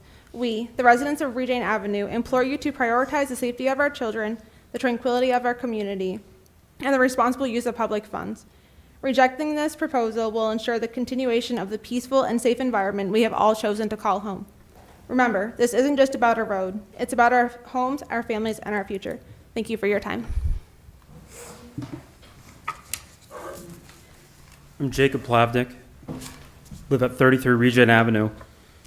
Earlier today, my wife and I and my mom all walked around Regent Ave to several residents that never received the letter about today's meeting. They asked me because I couldn't be here to read a letter for them. This one is from 22 Regent Avenue. To City Council and to whom it may concern, I am writing this email as I was just informed of the council meeting I cannot attend this evening, February 20th. As the newest members of the private and respectful family-oriented community of Regent Avenue, our family of 5 vehemently protest the expansion of our road and our connection to College Street. Furthermore, we object to any and all construction or creation of a subdivision that would in any way hinder the current environment that has been prevalent on Regent Avenue since the late 1970s. As a longtime citizen of Lewiston, we decided not to relocate from the area, as our decision to stay was solely based on the location and overall safe environment that Regine has to offer our family. We believe in the town of Lewiston and feel the council's time has been wasted on the potential deconstruction of our quaint neighborhood. It is our hope that council reads this email and strongly considers the damage one decision can make for all of our families. It is our belief that economic stability and environmental sustainability should be at the forefront of bettering the Lewiston community, and a vote for the extension of Regent Avenue is yet another deterrent to residing in Lewiston.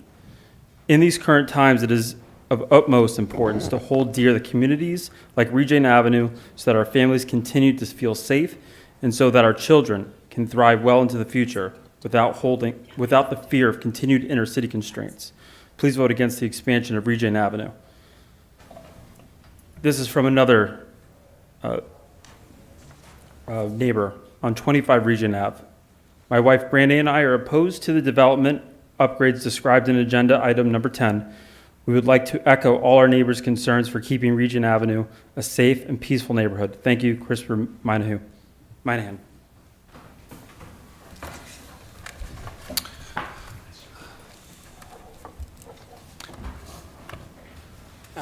Excuse me, Matt Roy, Ward 3. As a residential mortgage professional of the last 7 years, I have to agree with the statements that Councilor Chittum made, especially about fee simple. Any lender who receives from a title company a title commitment letter that's not marked fee simple, it's going to be sent back. So his points there are accurate. Second of all, it's fair.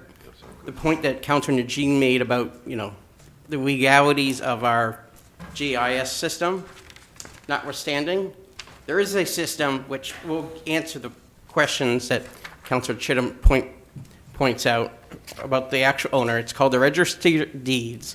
Every registry in the state of Maine has been digitized for pretty much the last decade, so that's pretty simple to figure out, and it's a fee. Not a fee, but a free system, so wouldn't cost anyone. It could be done in 5 minutes. You could figure this answer out. And then thirdly, so we're for the second time in the last 11 months, we're considering this agenda item without the city attorney here present to resolve questions that aren't answered in the memo that potentially were left out for whatever reason. Thank you.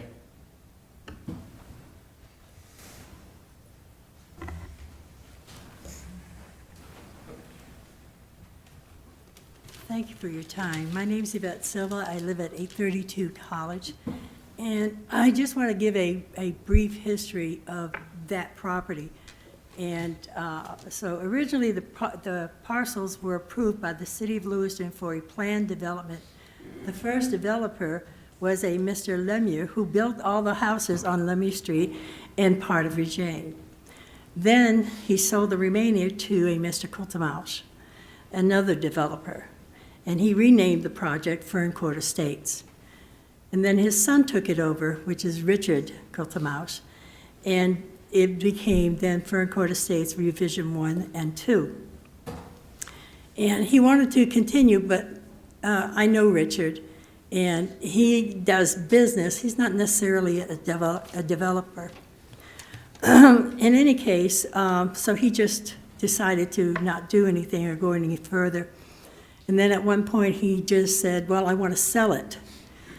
But for whatever reason, he never added that little piece of 60 feet or 70 feet of Regine to the property that he sold to another developer called Mr. Netto.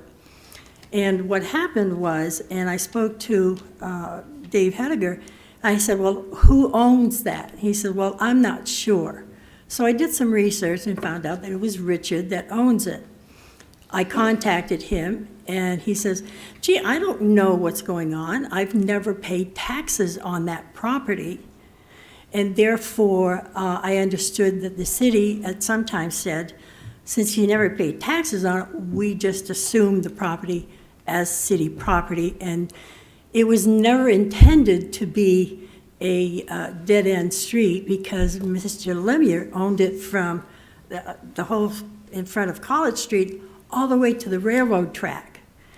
And because Mr. Richard Coultermausch just stopped there, and because he was not a developer, didn't realize how to go about all of that. But all of it was meant as a development if you go back far enough to see it. In any case, I did a little more research asking the state, because Dave Hediger said, well, the state says, is it a dead end or not? And they said, well, we want to keep it open to see what happens. We'd like to see it develop because that's what the original intent was.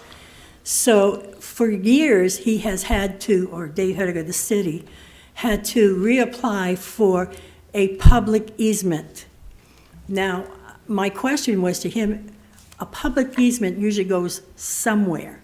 So if it's a public easement, where is it going if it's not to an area meant to be developed? In any case, then Mr. Netto bought it. The reason he didn't go any further with developing that is because he ran into financial difficulties and ended up losing not only the original piece of property where he lived, and that he bought that second property because he wanted to develop it, considering, hey, this is really close to my house, this is easy. But they were two separate parcels. And then the city realized that the issue of the ownership of the last 60 or so feet, back in the 80s, they decided they had an option to either call it a dead end or make it a public easement for further development. So the original plans for the housing would stay viable. That's why the city did that. Then in '92, when my husband and I bought it, all of a sudden it became 816 College Road or College Street. And I'm going, what happened? It was Fern Court Estates. When did that change and who did it and why weren't we told about it?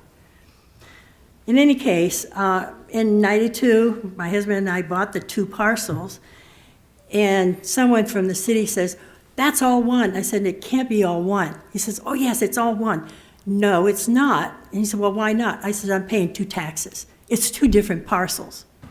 They're side by side, but they're two different parcels. And so one is where my house is, and the other is where the development from back 60 years ago was planned out and approved by the city. And so why Mr. Kuchtelmaus didn't finish that is because it was still all one piece. And the inference that he made that I was trying to extort money from him, what I did was, I said, well, my husband and I were not developers. We didn't know all the ins and outs of all of that. So we decided to get in touch with a realtor and say, what are the pieces behind each property worth? I wrote them all a letter and saying, this is what I'm offering. If you want it, okay. If you don't, that's fine. The response was, why should we buy the property and pay taxes when we can use it for free? That was the response. I had never spoken to him, and I never met him since last year. He has been controlling what we do with our property for the last 30 years. And I'm thinking, okay, my children are saying, Mom, we want you closer to our home, which is in the south. And I said, well, I'm having trouble selling that. And he says, well, how about, why don't you get access through 832 College? My house sits dead center. There is no room on either side for entry. You can't get there from that. In any case, in '92, the original address of the property changed. That parcel has no connection to College Street, but direct access through Regine Avenue, and that the city maintained it as a public easement for the purpose of development. And any other questions? Thank you. Thank you. Further public comment? I'm sorry, you've already spoken. Further public comment? Back to the council. Councilor Chittum. Mr. Mayor, this is obviously a fraught situation. I maintain that it is not the purview of the city council to decide this because I don't believe that the city has any interest in that land. I believe it's owned privately and the owner is the one who makes these decisions. We've already moved to table this item, but I would move to reconsider that motion based on the information that we've heard tonight. Madam Clerk, did we need to reconsider, or we could just have a new motion to table? You could, I believe you could do a new motion to table again, because you received a lot of additional information on this topic. If you did want to move to reconsider, somebody who voted on the prevailing side would have to make that motion to reconsider, and the motion failed, so the people on the prevailing side would be Councilors Ward 1 through 4. We will take the first approach. If you can make a motion to table, Councilor Chittum, that'd be appreciated. I will move to table. Do we have a second? Second. We have a second from Councilor Gallant. Madam Clerk, please call the vote. Councilor, Discussion on that. Yes, discussion on tabling if the councilor so wish. Councilor Harriman, Thank you. please speak into the mic. Sorry. So is the motion to table it to get a legal opinion again on the matter? Correct. With outstanding questions, motioning a motion to table until, I'm sorry, Administrator Hunter, when is our next meeting? March 19th. A motion to table to March 19th in an effort to get clarification on Councilor Chittum's concerns. Yes. Okay, thank you. Councilor Najin. Is that the motion that you're putting forward? Yes, thank you, Mr. Mayor. I move that we table this until March 19th to allow our city attorney to provide us answers to the questions I've raised tonight. Councilor Gallant, are you okay with that change? Yes. Okay. Madam Clerk, please call the vote. I'm not available on the 16th, and as an abutter of this land, I want to be at that meeting. Whatever that date was, I'm not available. I really want to push it one more meeting. What is our next meeting, Madam Clerk? Or, I'm sorry, Administrator It's Hunter. okay. April 2nd. How does the council feel about April 2nd? I have no objection to that. I had wanted to move along from this topic, but if you would prefer to hold it until April 2nd, then I'll amend my motion to table to April 2nd. Councilor Gallant. Agreeable. Okay. Ms. Silva, are you, April 2nd, does that work for you? I have been working on this since 2005. I'd like to get this done as quickly as possible. My kids want me. Does April 2nd work for you? It'll have to. Thank you. Madam Clerk, please call the vote. Councilor from Ward 5? Yes. Ward 6? Yes. Ward 7? Yes. Ward 1? Yes. Ward 2? Yes. Ward 3? Yes. Word 4. Yes. Motion passed by a vote of 7-0. Thank you, everyone. Thank you, Director Norton. Agenda item number 11. Item number 11, order authorizing the city administrator to execute a Fifth Amendment to lease the Lewiston Cell Company partnership for use of the Lewiston Armory for cell antennas and associated equipment. Requested action to approve the order authorizing the city administrator to execute a Fifth Amendment to lease with Lewiston Cell Company partnership for use of the Lewiston Armory for cell antennas and associated equipment. May I have a motion, please? So moved. Councilor Chittum. Second. Second by Councilor Harriman. Discussion. Councilor Chittum. Thank you, Mr. Mayor. This is an extension of an existing lease. I didn't see anything, Madam Administrator, about the revenues that the city is receiving from this. So every year, the revenues go up by the CPI. So the percentage every year in September goes up. So it's from 2006, when it was originally signed, we were receiving $19,500 a year. As of 2024, we'll be receiving $29,380. So it went up 3.18% from 2023 to 2024. So we receive a percentage increase every year for this. And the extension of this term would be under those same conditions. There would be a CPI Correct. adjuster every year. Correct. The only change for the amendment is the time lease, the terms. Okay, and this would be a 30-year extension to this lease. I see that there is an opt-out provision for the lessee the landlord, the lessor, the city, has no opt-out provision. Is that correct?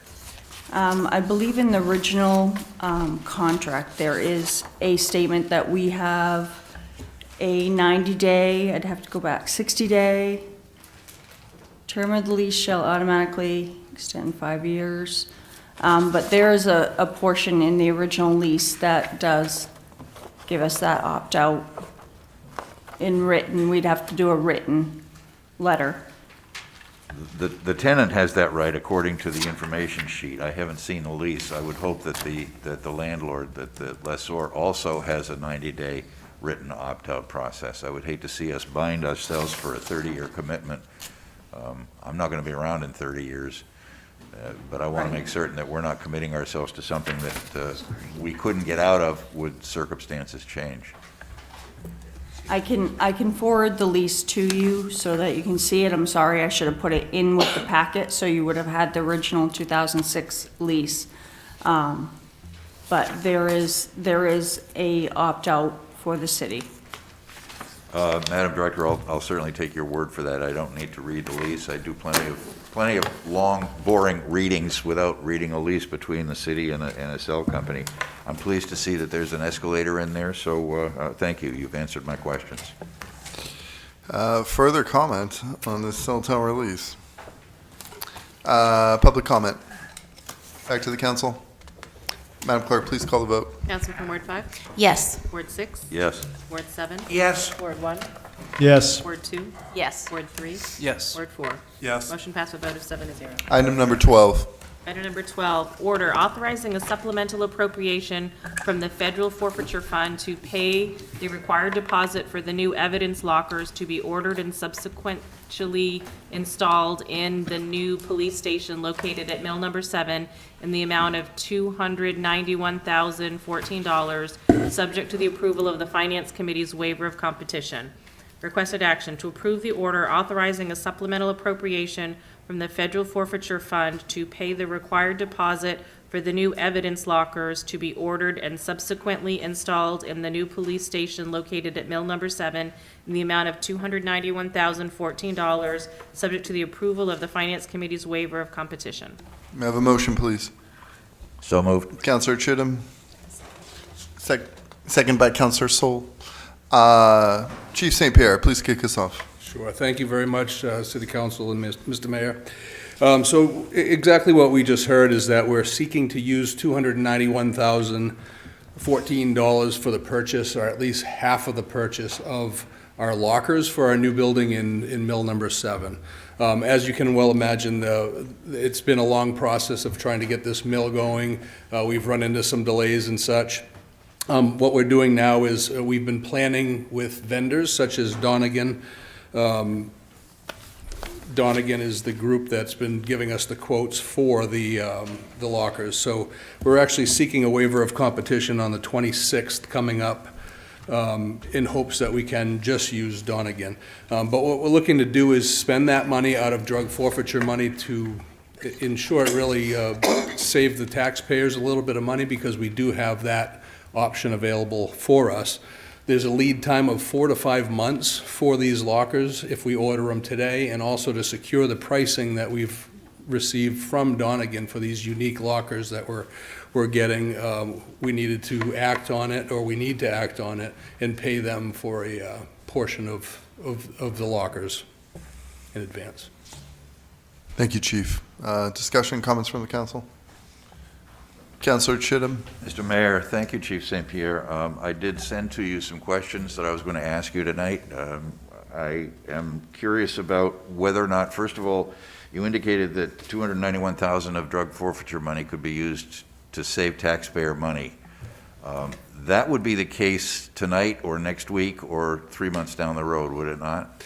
Right, it certainly is. We're just looking for some direction, and that's why I put a contingency on that. So if it's not approved by the planning board, or it's not approved in LCIP, then certainly we're not going to go with it at this time.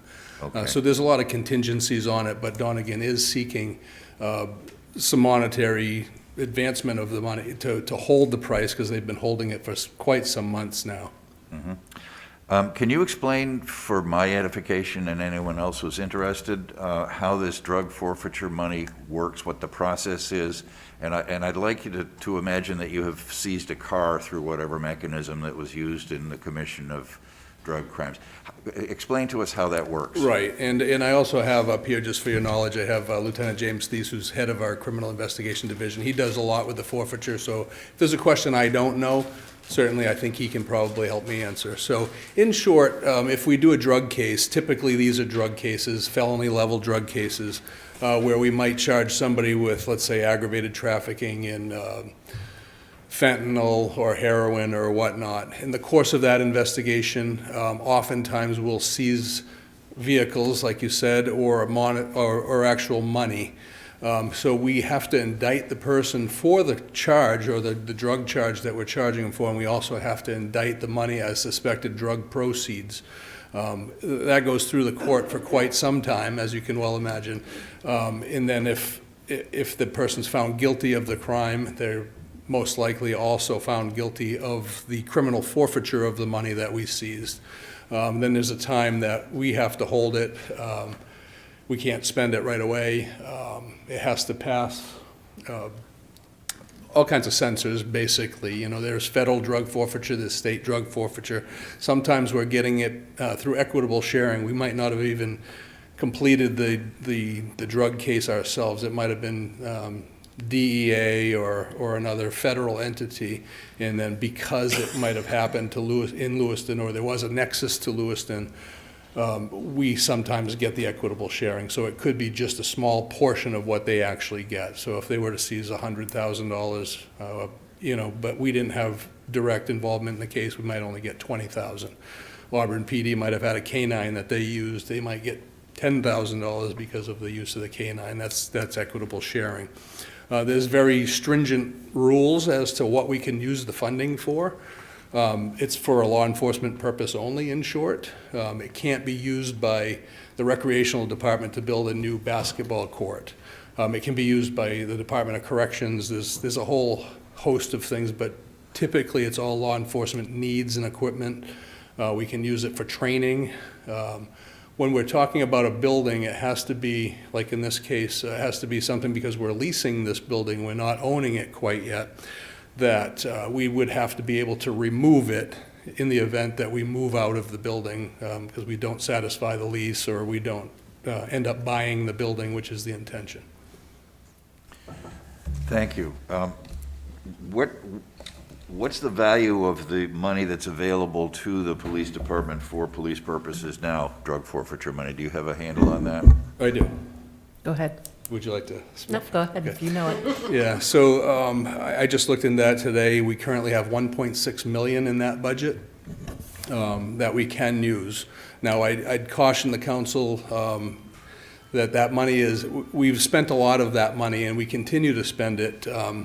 We try to spend it so we're not spending it all, because we want to be responsible for it. You know, for instance, the past council, and I think Council President Harriman will recall this, we also have already funded the camera systems for the Mill Number 7 new police department in the amount of $218,201, as well as access controls, you know, to swipe to get in the doors for the amount of $256,456 recently in the last council that was approved.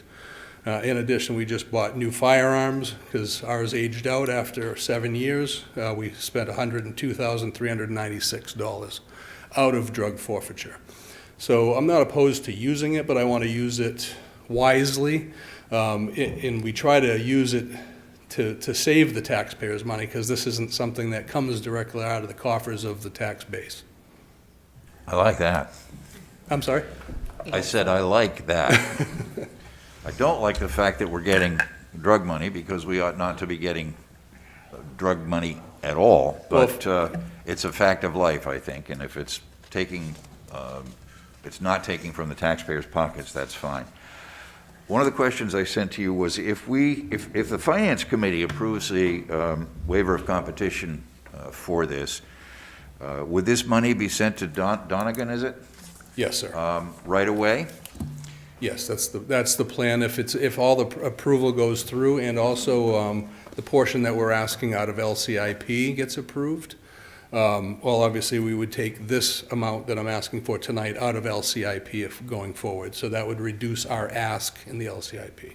Right, but if we have already given Donegan $290,000, doesn't that commit us to spending the rest of the money with Donegan? Are we going to be able to get it back if we choose not to give them a waiver of competition?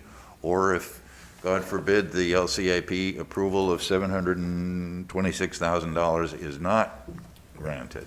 What No, I happens certainly then? understand that controversy that could exist. I mean, fortunately, as the police department, we have this avenue that we can use to diminish things that other departments just simply don't have. The fire department's getting a new department. They don't have the luxury of having drug forfeiture money. But I'd urge caution, because none of this forfeiture is guaranteed. In this fiscal year, up until today, we've only received $36,000 this year. So I'm cautious to spend this $1.6 million continually.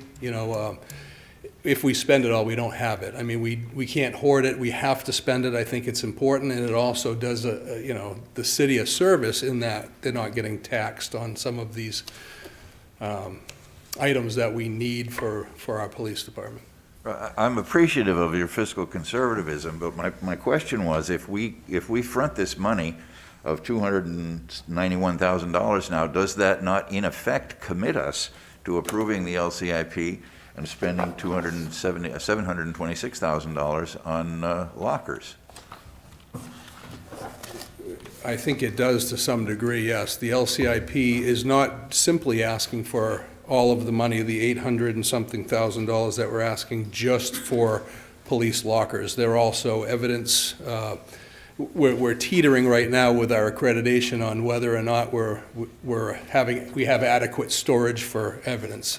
That's a real big process when you start storing drugs, guns. There's so many components to it that have to be adhered to, and I think we're teetering on that. So we really need to update the police department. That has not been updated since 1986. We're currently using school lockers, in our evidence. Our records department, our storage units are nails and boards that somebody constructed before my time. It's not appropriate for storing vital records that we need to store. So I think it's very important, and I don't, it's a plea for the LCIP, obviously, but we're trying to also save the money and use some of it through drug forfeiture. Let me ask this another way. I noticed that in the LCIP, there's close to $400,000 allocated in the detail list for what I'm considering to be personnel lockers. There are 4 categories. There's patrol, male and female, and supervisory, male and female. Those to me are, and pardon my ignorance, but those to me are high school lockers, enhanced. I can go buy them on Uline for about $640 a piece. Now, I understand that there may be special needs of the police department, but I haven't been provided with any of that information, and $400,000 for lockers for a patrol force of 100 or so seems to me to be exorbitant. So I'm concerned about committing us to that without thoroughly evaluating what that means, what it costs, and what we're buying for that money. Certainly. They're certainly not inexpensive lockers. I can vouch for that. I mean, these officers are carrying 25 pounds of equipment. They need spare boots. They need another uniform in case one gets soiled with biohazard or whatnot. We've all have to carry body cameras. All of these lockers have electricity built into them, charging ports for flashlights that they need 24/7. The body cams have to be charged daily. Even their gun belts have a sensor on their gun belt that needs to be charged following each and every shift. There's a lot of components to this. It's not that they're bringing their notebook and their pen and putting one extra uniform in there. There's quite a bit of equipment. And if I'm going to go even more and start talking about the storage for evidence as well as the storage for records, those have to be a secure locker. They have to be built strong. I mean, we work 365 days, 24/7. It's important, and it's important for accreditation as well, so that we follow those rules, so we remain nationally accredited. Thank you. Yeah, I'm not questioning the evidence lockers or the drug lockers. I'm specifically looking at the 400,000, and I don't want to belabor this now.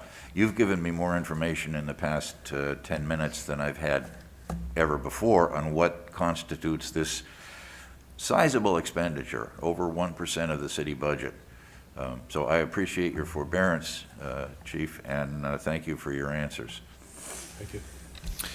Chief St. Pierre, so these lockers will be for evidence lockers and storage lockers, and I'm sorry, go ahead. The portion that I'm actually requesting today is for half of the materials for just the patrol lockers, or I say patrol lockers, the personnel lockers. So it's supervisors, male and female locker rooms. Help me out. Yeah, I mean, it's basically, Can you step up to the mic, please? Hi, it's Lieutenant Thies. So basically, from Donegan Systems, it's a $726,000 bill for all the components that they're selling us. And that would include the $440,000 for the lockers. It's $278,000, I believe, for the additional evidence lockers, storage facilities for here's the numbers right here, $278,000. That's for the evidence lockers, storage for our maintenance guy for our vehicles, and I think that should add up to the $726,000 for the total bill. And suffice it to say that we can't move the old lockers from the No, current. and they're not high school lockers, is what I like to call it. I mean, these are, like the chief was saying, they're specialized lockers where, they're big lockers. They require, for guys to carry all their equipment, whether it's, 30 pounds of equipment these guys wear every day. They're ventilated, they have electricity, they have the running into them as well as the ports for your computers and everything. So they're just not real school lockers. Plus, they have to be secure to put their weapons in and all their stuff that they use every day. And then that's the going rate for a lot of these lockers. Correct. And we're not going to be able to transfer the lockers that currently exist at the police station to the new station. Absolutely not. So the Correct, lockers right. we currently have are from 1986. Half of them have doors that are falling off them. It's almost embarrassing when I bring in a new recruit and say, this is going to be your locker, and then I have to do a request or find some screws and hold it together, temporarily to... Those are school lockers. Our female locker room, and we have more female officers now than probably we have in a little bit. I mean, it ebbs and flows how many we have, but if you were to walk in there, I think we have 9 lockers in a 6x9 area. We have a locker in the shower currently that doesn't get used because we need it for storage space because, and I think Councilor Longchamps can probably speak to her daughter who can attest to what I call a deplorable situation in that. I mean, it's clean, it's just, it's not suitable for somebody to have to get ready in it and to store all of their needs for the shift. That's right. Yes, it sounds like it's far from ideal. And it sounds like what I'm hearing from you is that we need these lockers to open up the new police station. Right, so Jim has been instrumental, and myself, with doing a lot of the planning with Platts and Associates. So these lockers are already determined to kind of fit the area that we're requesting. We have plans that we've been working on for months and months. Jim's done a lot of work. We have pages and pages of blueprints, and these lockers are going to fit that, and Donegan knows exactly what they need to bring, which is why we're going to try to get the waiver of competition on the 26th presented to the planning board. Thank you. Councilor Glant? Thank you, Mayor. Finance committee, I'm sorry. I'm sorry, what was that, Chief? I said finance committee. I said planning board, but I meant finance committee. I'm sorry. Thank you. Councilor Glant? So stop chasing the rabbit around the bush. I think what the council is asking is that we're going to give somebody a sum of money, and if we all say, no, you can't have any money, can we get it back? Or are you going to take from your drug money the money needed to get it paid for so that we don't lose that lump of money? Right, I certainly can do that, and I will do that. I'm in hopes, that we don't spend all of it through drug forfeiture, so we have some, but that's my ask. Chief, I understand, and I understood that going in, that we're not going to lose any money, but I think people are concerned we could lose money. I don't think we're going to lose any money, so I would support your request. Thank you. Councilor Harriman. Thank you. Thank you for being here. So I guess I'm just looking for some clarification on what the ask is here, because I'm hearing $440,000 for personnel lockers and then $278,000 for evidence lockers, but then in our agenda it says $291,000 and change for deposit for evidence lockers. So is it evidence or is it personnel or what is it? I kind of delved a little bit into the LCIP as well so that you could get some insight as to why I'm asking for what in LCIP. But the ask this evening is simply the $291,014, which is half of the materials only for the lockers. Now that it doesn't exclude the freight of them in the setup. So included with the freight and the setup, that's in LCIP with the additional half, as well as the evidence lockers in that stuff. But the ask this evening is simply the half of the locker materials. So is that half of the evidence lockers? No, Or- this is half of the employee personnel lockers. You said patrol earlier, correct? Patrol personnel, so supervisors, patrol officers, detectives, female officers, male officers, alike. So is there a misprint in the agenda then? It It's would not look evidence It would lockers? look that way, because we were talking evidence when we talked about this. So it looks like it is for the personnel locker area.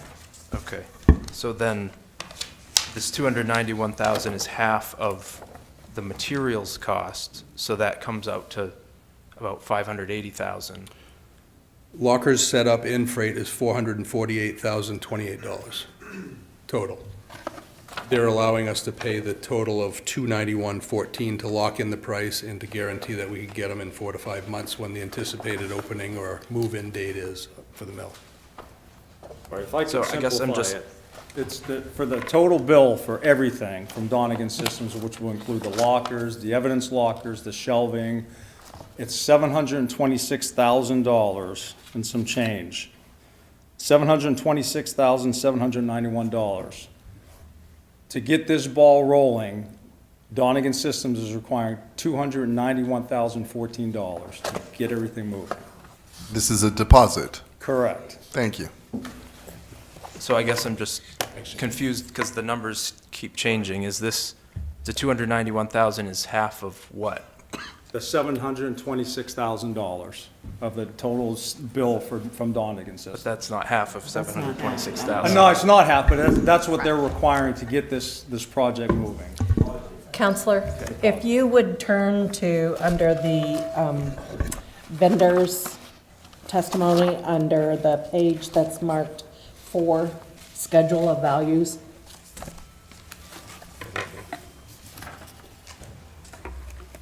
Okay, I've got it.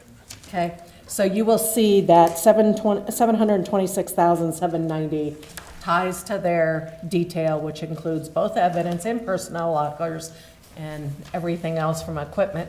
It's broken down into 3 payments. This is the first deposit to lock in the price to be able to get them started on the manufacturing of the lockers given the lead time.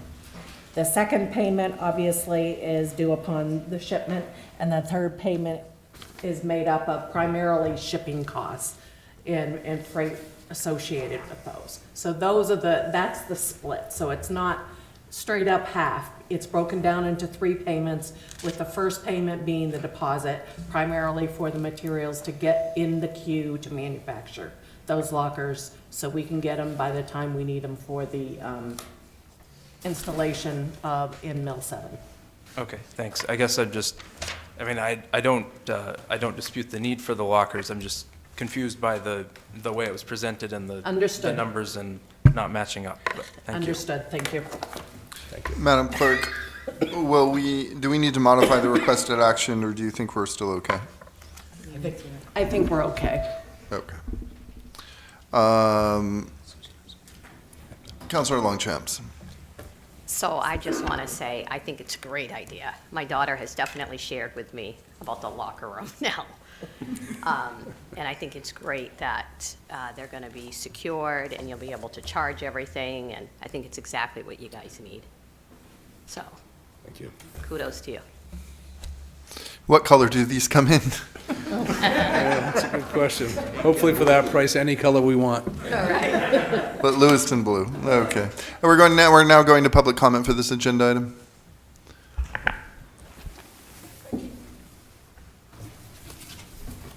Back to the council.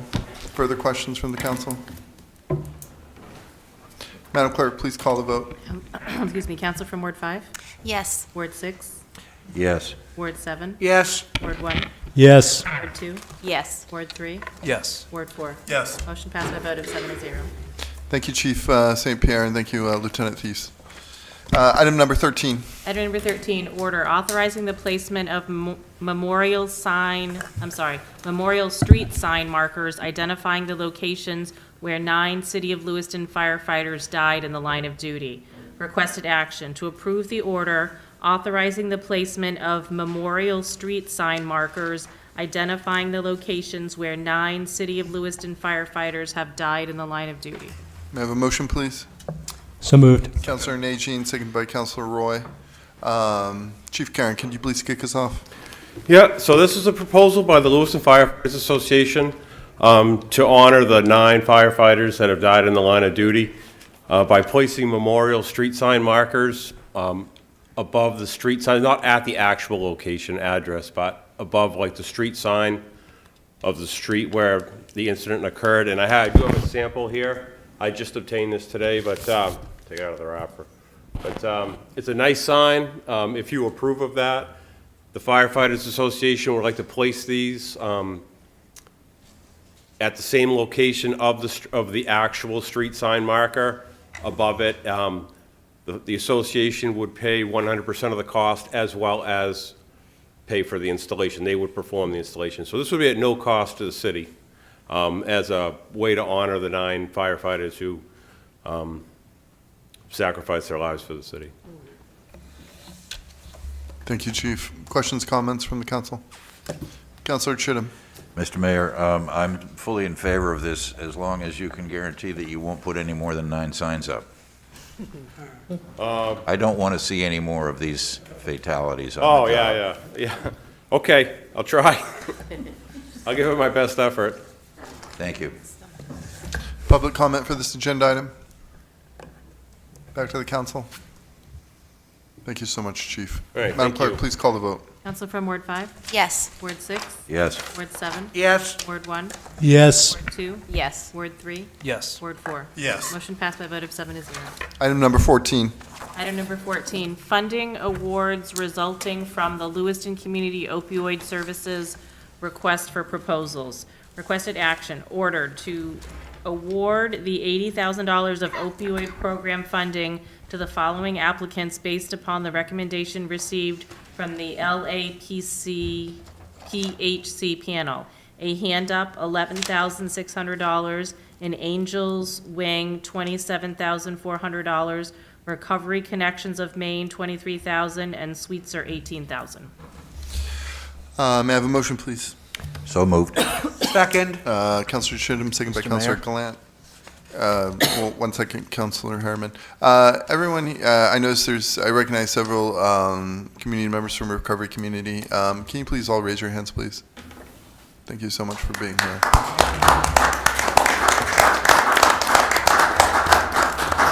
Thanks for being here, and thanks for everything you do for us. Yes, Councilor Harriman.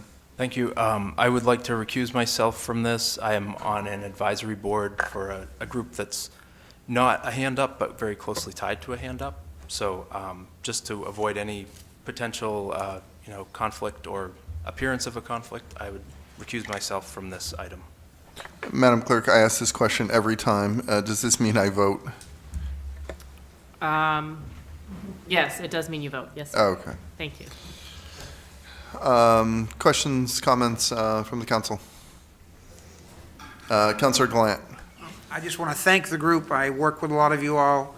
I know the good work you do in our community, and I hope you keep going forward with doing it. And thank you for what you do. Councillor Najin. I just have a question about, so this funding is specific to Lewiston. This is not funding that any other community is putting in concerning. Administrator Hunter. Yes, the previous council voted to, Lewiston was a direct entitlement. We participated directly in the lawsuit. And so we get funds directly versus other municipalities that didn't participate have to lobby at the state level for their funding.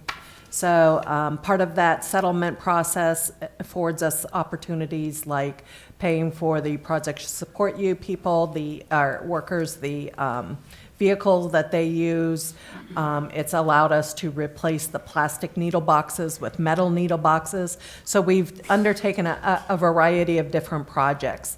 Part of the area public health committee petitioned the council last term and said, okay, what about using some of this money to either start new programs or increase existing programs? So they set the budget at $80,000. We went through an RFP process, and here's the result of that process. Excellent. Good work. And I apologize, Daveen. Can you please introduce yourselves and now kick us off? Okay. Hi, everyone. My name is Daveen Slingby. I am the Diversity, Equity, Inclusion Specialist for the City of Lewiston, and I also served as the chair of the Opioid Response Service Panel, and I'm here with Bill Wallace. He's the chair of the Lewiston Area Public Health Committee. And this was in collaborative efforts with Councilor Roy, Lisa Escobar, substance use counselor, Bruce King, formerly of Maine Inside Out, Jamie Cowett, LPS District Resource Coordinator, and the director of the store next door. So in terms of how the money was allotted, we did not take this decision-making process lightly. We wanted to make sure each organization was recognized. These proposals were evaluated based on response to mandatory elements, technical quality of the proposal, linkage of program to one of the 4 pillars, and program outcomes. For reference, the 4 pillars are prevention, intervention, harm reduction, treatment, and recovery. We recommended a hand-up would be allotted $11,600, and this would go towards their initiative to provide transportation services for the residents and clients. Sweetser would be recommended $18,000. This will go towards their initiative in providing training for their school-based clinicians working in Lewiston. Recovery Connections of Maine would be recommended $23,000. This will go towards their initiative to provide recovering coaching to individuals who are currently receiving care at St. Mary's Detoxification Unit. And Angel's Wing would be recommended $27,400. This will go towards their efforts for receiving a center and expanding their services for more staff.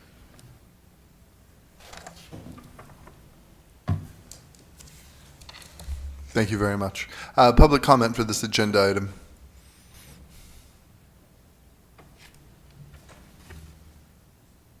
Back to the council. Councilor Chittum. Thank you, Mr. Mayor. Question for Administrator Hunter. Is this an ongoing receipt, and what is the lawsuit that you alluded to? So several agencies, governments, and so forth got together to sue the pharmaceutical companies, the distribution. We includes several drugstores as well, CVS, Rite Aid, Walmart. And part of that process, we had to demonstrate how we incurred additional taxpayer costs to fight the opioid epidemic, And part of that included 911 calls, additional counseling. Androscoggin County went together. The city of Auburn was also a direct recipient. So part of that lawsuit, it took a number of years to come to fruition. Once it has, it's part of a formula-driven distribution where initially the funding was kind of accelerated because it took so long and to get monies on the street to combat it. Right now, we're looking at about a little less than $308,000 that we've received net of what we've expended expended so far. We do have another payment coming in mid-March for about another $31,000.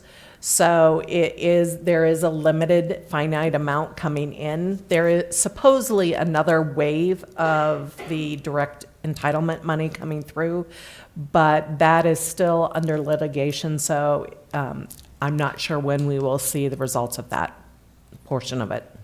Thank you. If that litigation is successful in extracting this money from the pharmaceuticals and pharmacies and so on, are we already queued up to receive that, or do we have to participate in a distribution process again? No, it follows the same distribution process. Thank you. Further comments from the council? Madam Clerk, please call the vote. Excuse me, Counselor from Ward 5? Yes. Ward 6? Yes. Ward 7? Yes. Ward 1? Yes. Ward 2? Yes. Ward 3? I'm sorry, Ward 3 recused himself. Ward 4? Yes. And Mr. Mayor? I know who I am. Yes. Motion passed by a vote of 7-0. Thank you. Thank you so much, Devine. And thank you, Bill. Madam Clerk, item number 5, or 15. Item number 15, appointment of City Council representative to the Public Art Committee. There are 2 items for requested action. The first item, to review and discuss the position and determine which councilor is interested in serving as the council representative to the Public Art Committee. Yes, I would like to nominate Councilor Longchamps. I don't think we need a second, but we're going to vote here in a second. Are you willing to accept this nomination, Councilor? Yes. Okay. Yes, so now I would like, Madam Clerk, can we read the motion to? Sure. To appoint Councilor Longchamps as the City Council's representative to the Public Art Committee, said term to expire January 7th, 2025. May I have a motion, please? Councilor Chittum? Point of order, Mr. Mayor. Is this not a mayoral appointment not requiring council approval? The City Council needs to determine, I believe, who wants to serve. Yeah, no, I thank you, Councilor Chittum. So, yeah, I guess if you're good, I'm good. I think the mayor jumped the gun on that one, Madam Clerk. But I think we're all set. The nominee has been made and the mayor's made an appointment. I think we're, yeah. All set? I think we're Great. good. Okay, so yeah. Councilor Longchamps will be appointed to the Public Art Committee as the City Council representative. I hereby appoint Councilor Longchamps to the PublicArt Committee. Excellent. All right. Thank you. Very good. Thank you very much. Thank you, Councilor Chittum. Thank you, Madam Clerk. Now we are up to 16.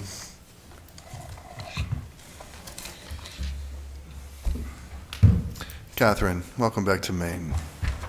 Thank you, Mr. Mayor. Could the 3 of you please introduce yourselves and then take it away?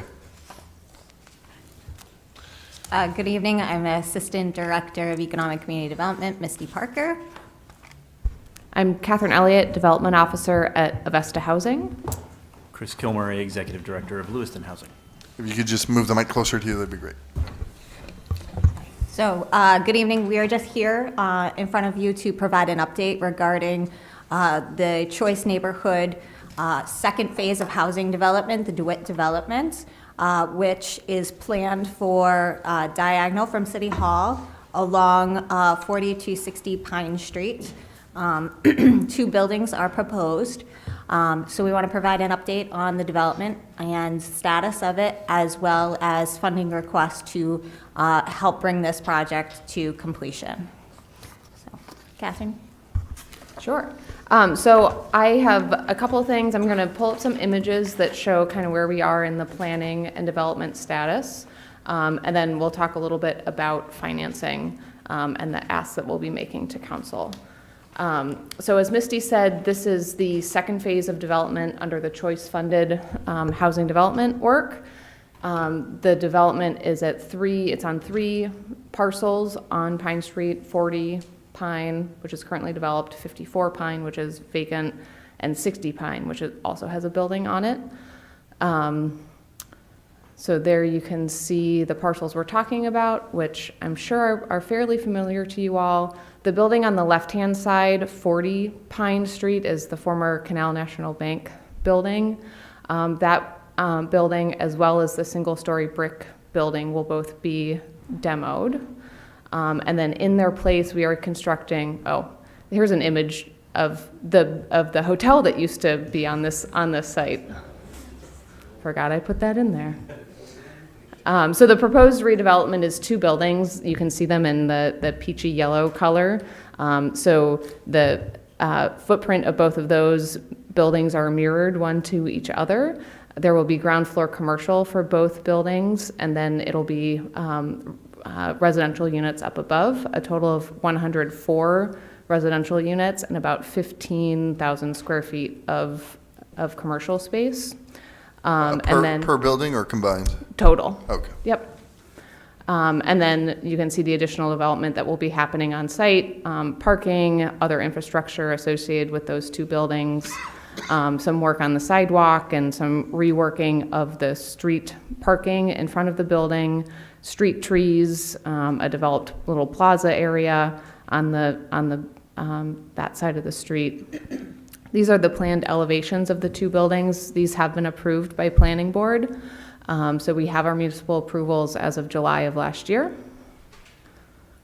So the ground floor commercial you can see, and then it's 4 stories of residential units up above. A 3D view, just looking from across the park, and you can see that kind of plaza area between the 2 buildings. It's a little more detail of that planned gathering space between the 2 buildings, which would be, some of that would be public space and some of it would be for the benefit of the commercial tenants on that ground floor. Floor plans, residential units for the all 5 floors. And then this is a little bit more detailed information about the buildings themselves. So as I said, we have 104 units between the 2 buildings. Most of those are 1-bedroom units. There are also 36 2-bedroom apartments. Many of the units will have income restrictions tied to them. It was really important to us and to the city as a whole to maintain a strong market unit percentage within this building. So 20% of the new units will have no income restrictions, and the remaining 80% will be targeted between households earning 50% area median income, 60% area median income, and 80% of the area median income. And then a little information about the overall cost of the building. The total cost for development for the residential portion of this building will be close to $45 million. In addition to that, the ground floor commercial space will be about $2 million worth of investment.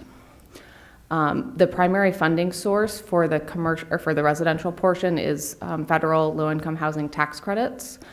So that's that top number at the top on the right-hand side. A little over $14.5 million will be that federal low-income housing tax credit.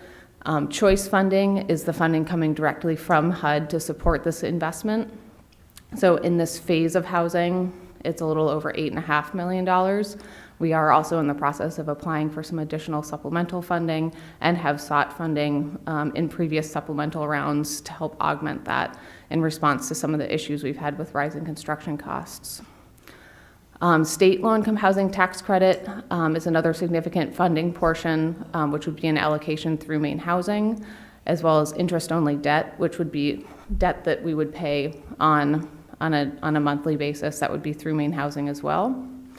Maine Housing would also be providing some subsidy into the project, which would be 0% deferred debt, so we would not be paying any debt on that. A little over $3 million there. We would have some other conventional debt on the property, some loan developer fee to help increase some of the calculations for the way the tax credits work, which I can talk more about, but it's a little convoluted. And then some other more grant-like funding, AHP direct subsidy, which is funding that we have in hand. At this point, we do have most of that funding all in hand. We've been applying for funding and working on this for several years, and we have a current application pending with Maine Housing for their portion of the funding, and design is progressing forward with the intent that by the fall of this year, we could be under construction if all of the funding lines up the way that we anticipate. So the two pieces here that we want to make sure to discuss with you all this evening are the city home request, which you'll see there in red, in the amount of about $450,000, and then also a TIF request, which our requests there would be very similar to what we had requested and were granted for the Wedgewood phase of development. So 50% of that increased assessed value for the property for a duration of 16 years. So we would be taxable. We would be paying property taxes for the duration. This would be owned by a taxable entity. And the portion that would be returned back is only on the increased assessed value. So as I noted, there are two current buildings on site at 40 Pine and 60 Pine. So we would pay 100% of the taxes that would be for the assessed value of those properties. And then it's the increased value of the development on site that would be split 50% between the developer and the city.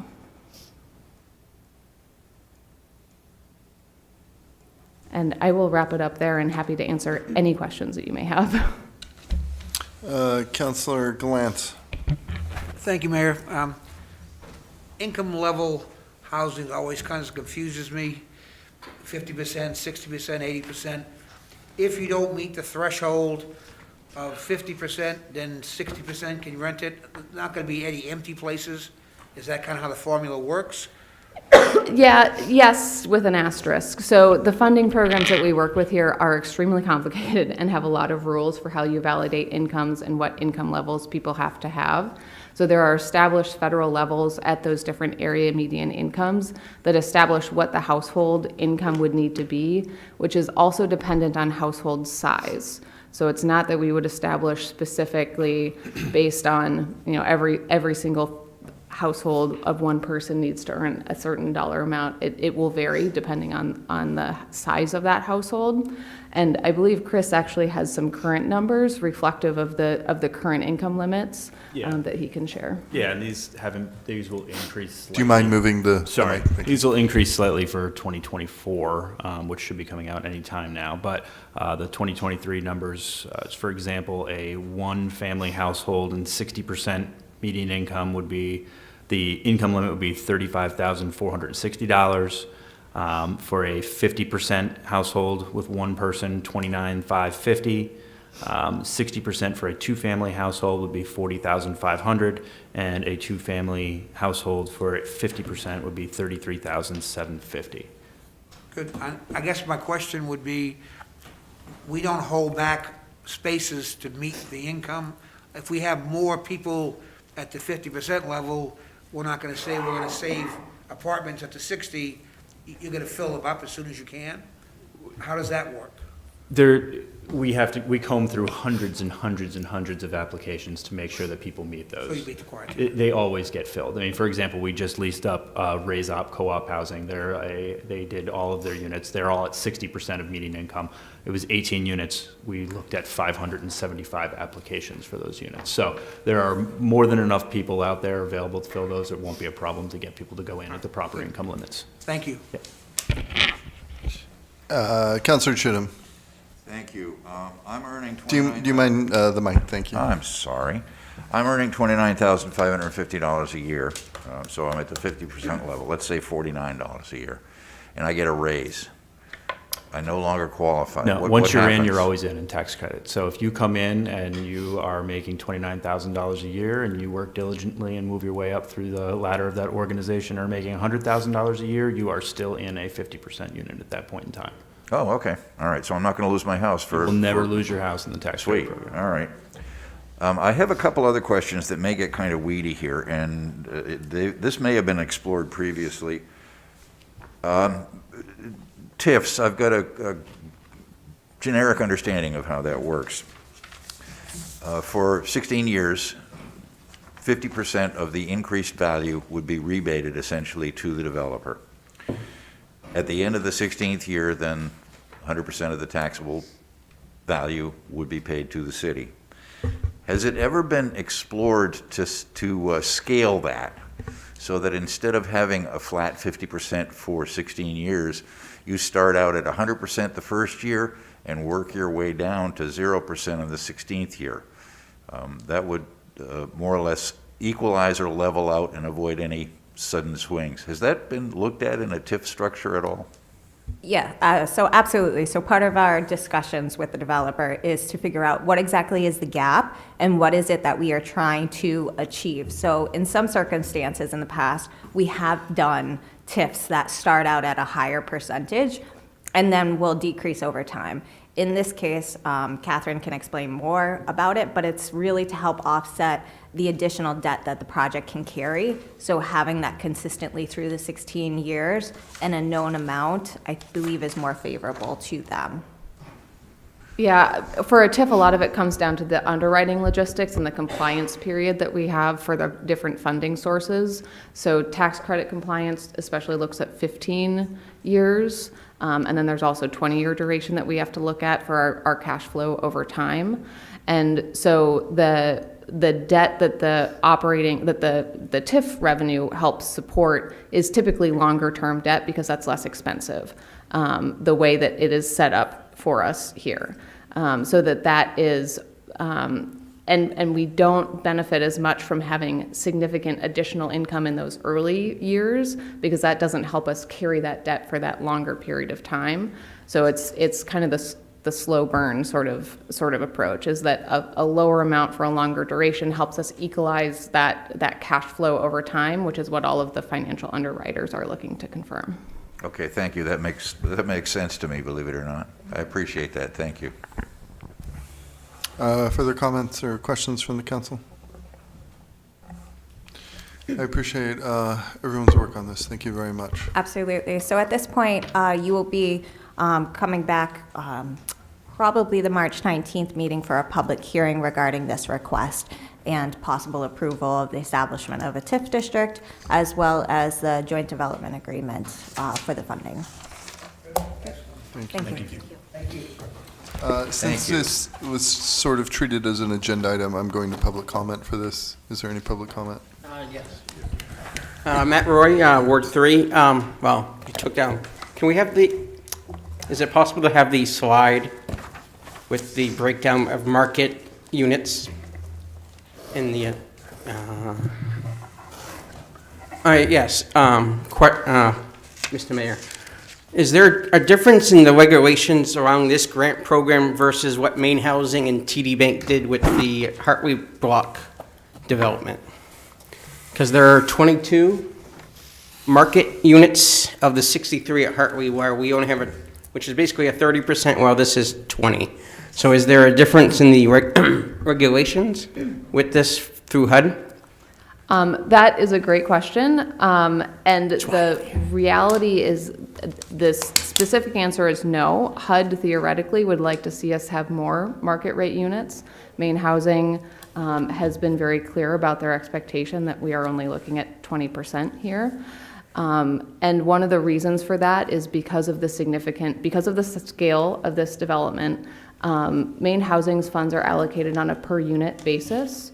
And so the more units that we have that would qualify in that affordability, or that qualify in that affordability range, the more dollars that we would have coming in for that. Maine Housing doesn't want to see, Maine Housing would like to see more of those affordable units here, but it's a requirement from HUD that we have as many market units as possible. However, the way the costs line up, the market units don't have the same funding sources available to them. So in effect, some of the funding that we have coming in for those affordable units are helping us afford to build those market units. And that is an allocation of resources that we have to be really careful about. So the choice funding that we have coming in, that over $8.6 million, that is paying for as many of those market units as possible, but it can't afford to pay for more.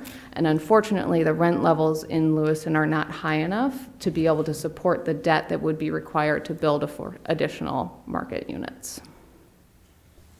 And then secondly, to Councilor Chittum's point, a decade ago, I did some work on a temporary basis for a property management company that did a lot with, well, they own some properties here in Lewiston, Section 8 and low-income housing. At least a decade ago, there was an annual recertification for people that qualified for subsidies. So based on that experience, I have to disagree with the executive director. Thank you. Public comments now closed. Further comments or questions from the council? Anything further? Thank you all for being here. Thank you, great job. Have a safe flight. We are now up to reports and updates.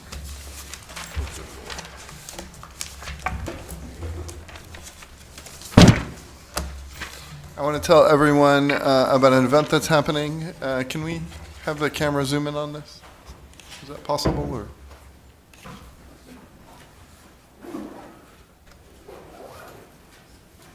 Nonetheless. Oh, there we go.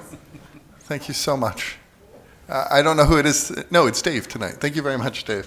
There we go. All right. So we're having the Ukrainian community in Maine is having an event at the Basilica this Sunday at 2 p.m.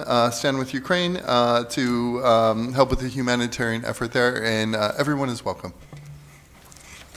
Further, yes, Councillor Gallant. Senior committee, I was, Do you mind the mic? Yes, thank you. Sorry, Mr. Mayor.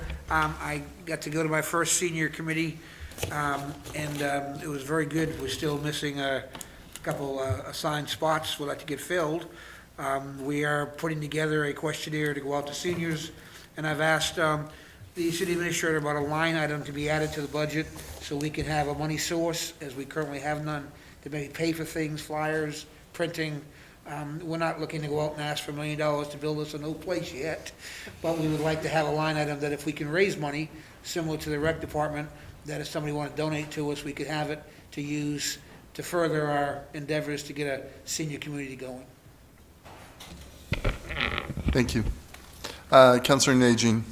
The Community Advisory Committee on Home and Community Development Block Grant Fund allocations has been working diligently to grade the requests of community members for support from those funds, and we'll have a proposal before you all very soon. Councillor Chittum. Thank you, Mr. Mayor. Yes, the Lewiston Auburn Railroad Company has just issued a contract to Railroad Industries Incorporated for evaluation of its assets. That's a long time coming, and we will be looking at presenting to City Council the value of the Lewiston Auburn Railroad Company. Thank you. Further reports and updates. We're now up to new business. Is there any? Administrator Hunter. Thank you, Mr. Mayor. Is this new business or is this reports and updates? This is other business. Yes, okay, thank you. I would like to offer to the public that is watching tonight a reminder that the City of Lewiston, on behalf of the City Council and the Mayor, are doing a strategic planning survey. You can go online. The survey is free at www.lewistonmaine.gov. CC Survey 24. It's a short survey, and we are taking submissions until Sunday night at 7 p.m. If you do not have access to a computer or online services, we can print you a hard copy and or translate for your benefit. Thank you. Thank you, Administrator Hunter. Seeing no other new business, Madam Clerk, we are ready to move to executive session. Sure, executive session. Item number 19, executive session to discuss the acquisition or disposition of real estate of which the premature... One second. I'm sorry. Go ahead, sir. I apologize. Before moving into executive session, which I assume closes the meeting. It will, yes. Under new business, I'm just wondering if the council intends to take up the ceasefire resolution, which is on the council's desk. If there's any intention to consider it and to vote on it either tonight or at a subsequent session. Since no counselor brought it up, it appears that they do not, so thank you. Madam Clerk, please continue. Item number 19, executive session to discuss the acquisition or disposition of real estate of which the premature disclosure of the information would prejudice the competitive bargaining position of the city. Requested action to enter into an executive session pursuant to Maine Revised Statutes Annotated Title I, Section 4056C, to discuss the acquisition or disposition of real estate of which the premature disclosure of the information would prejudice the competitive bargaining position of the city. May I have a motion, please? So moved. Councilor Clant, followed by?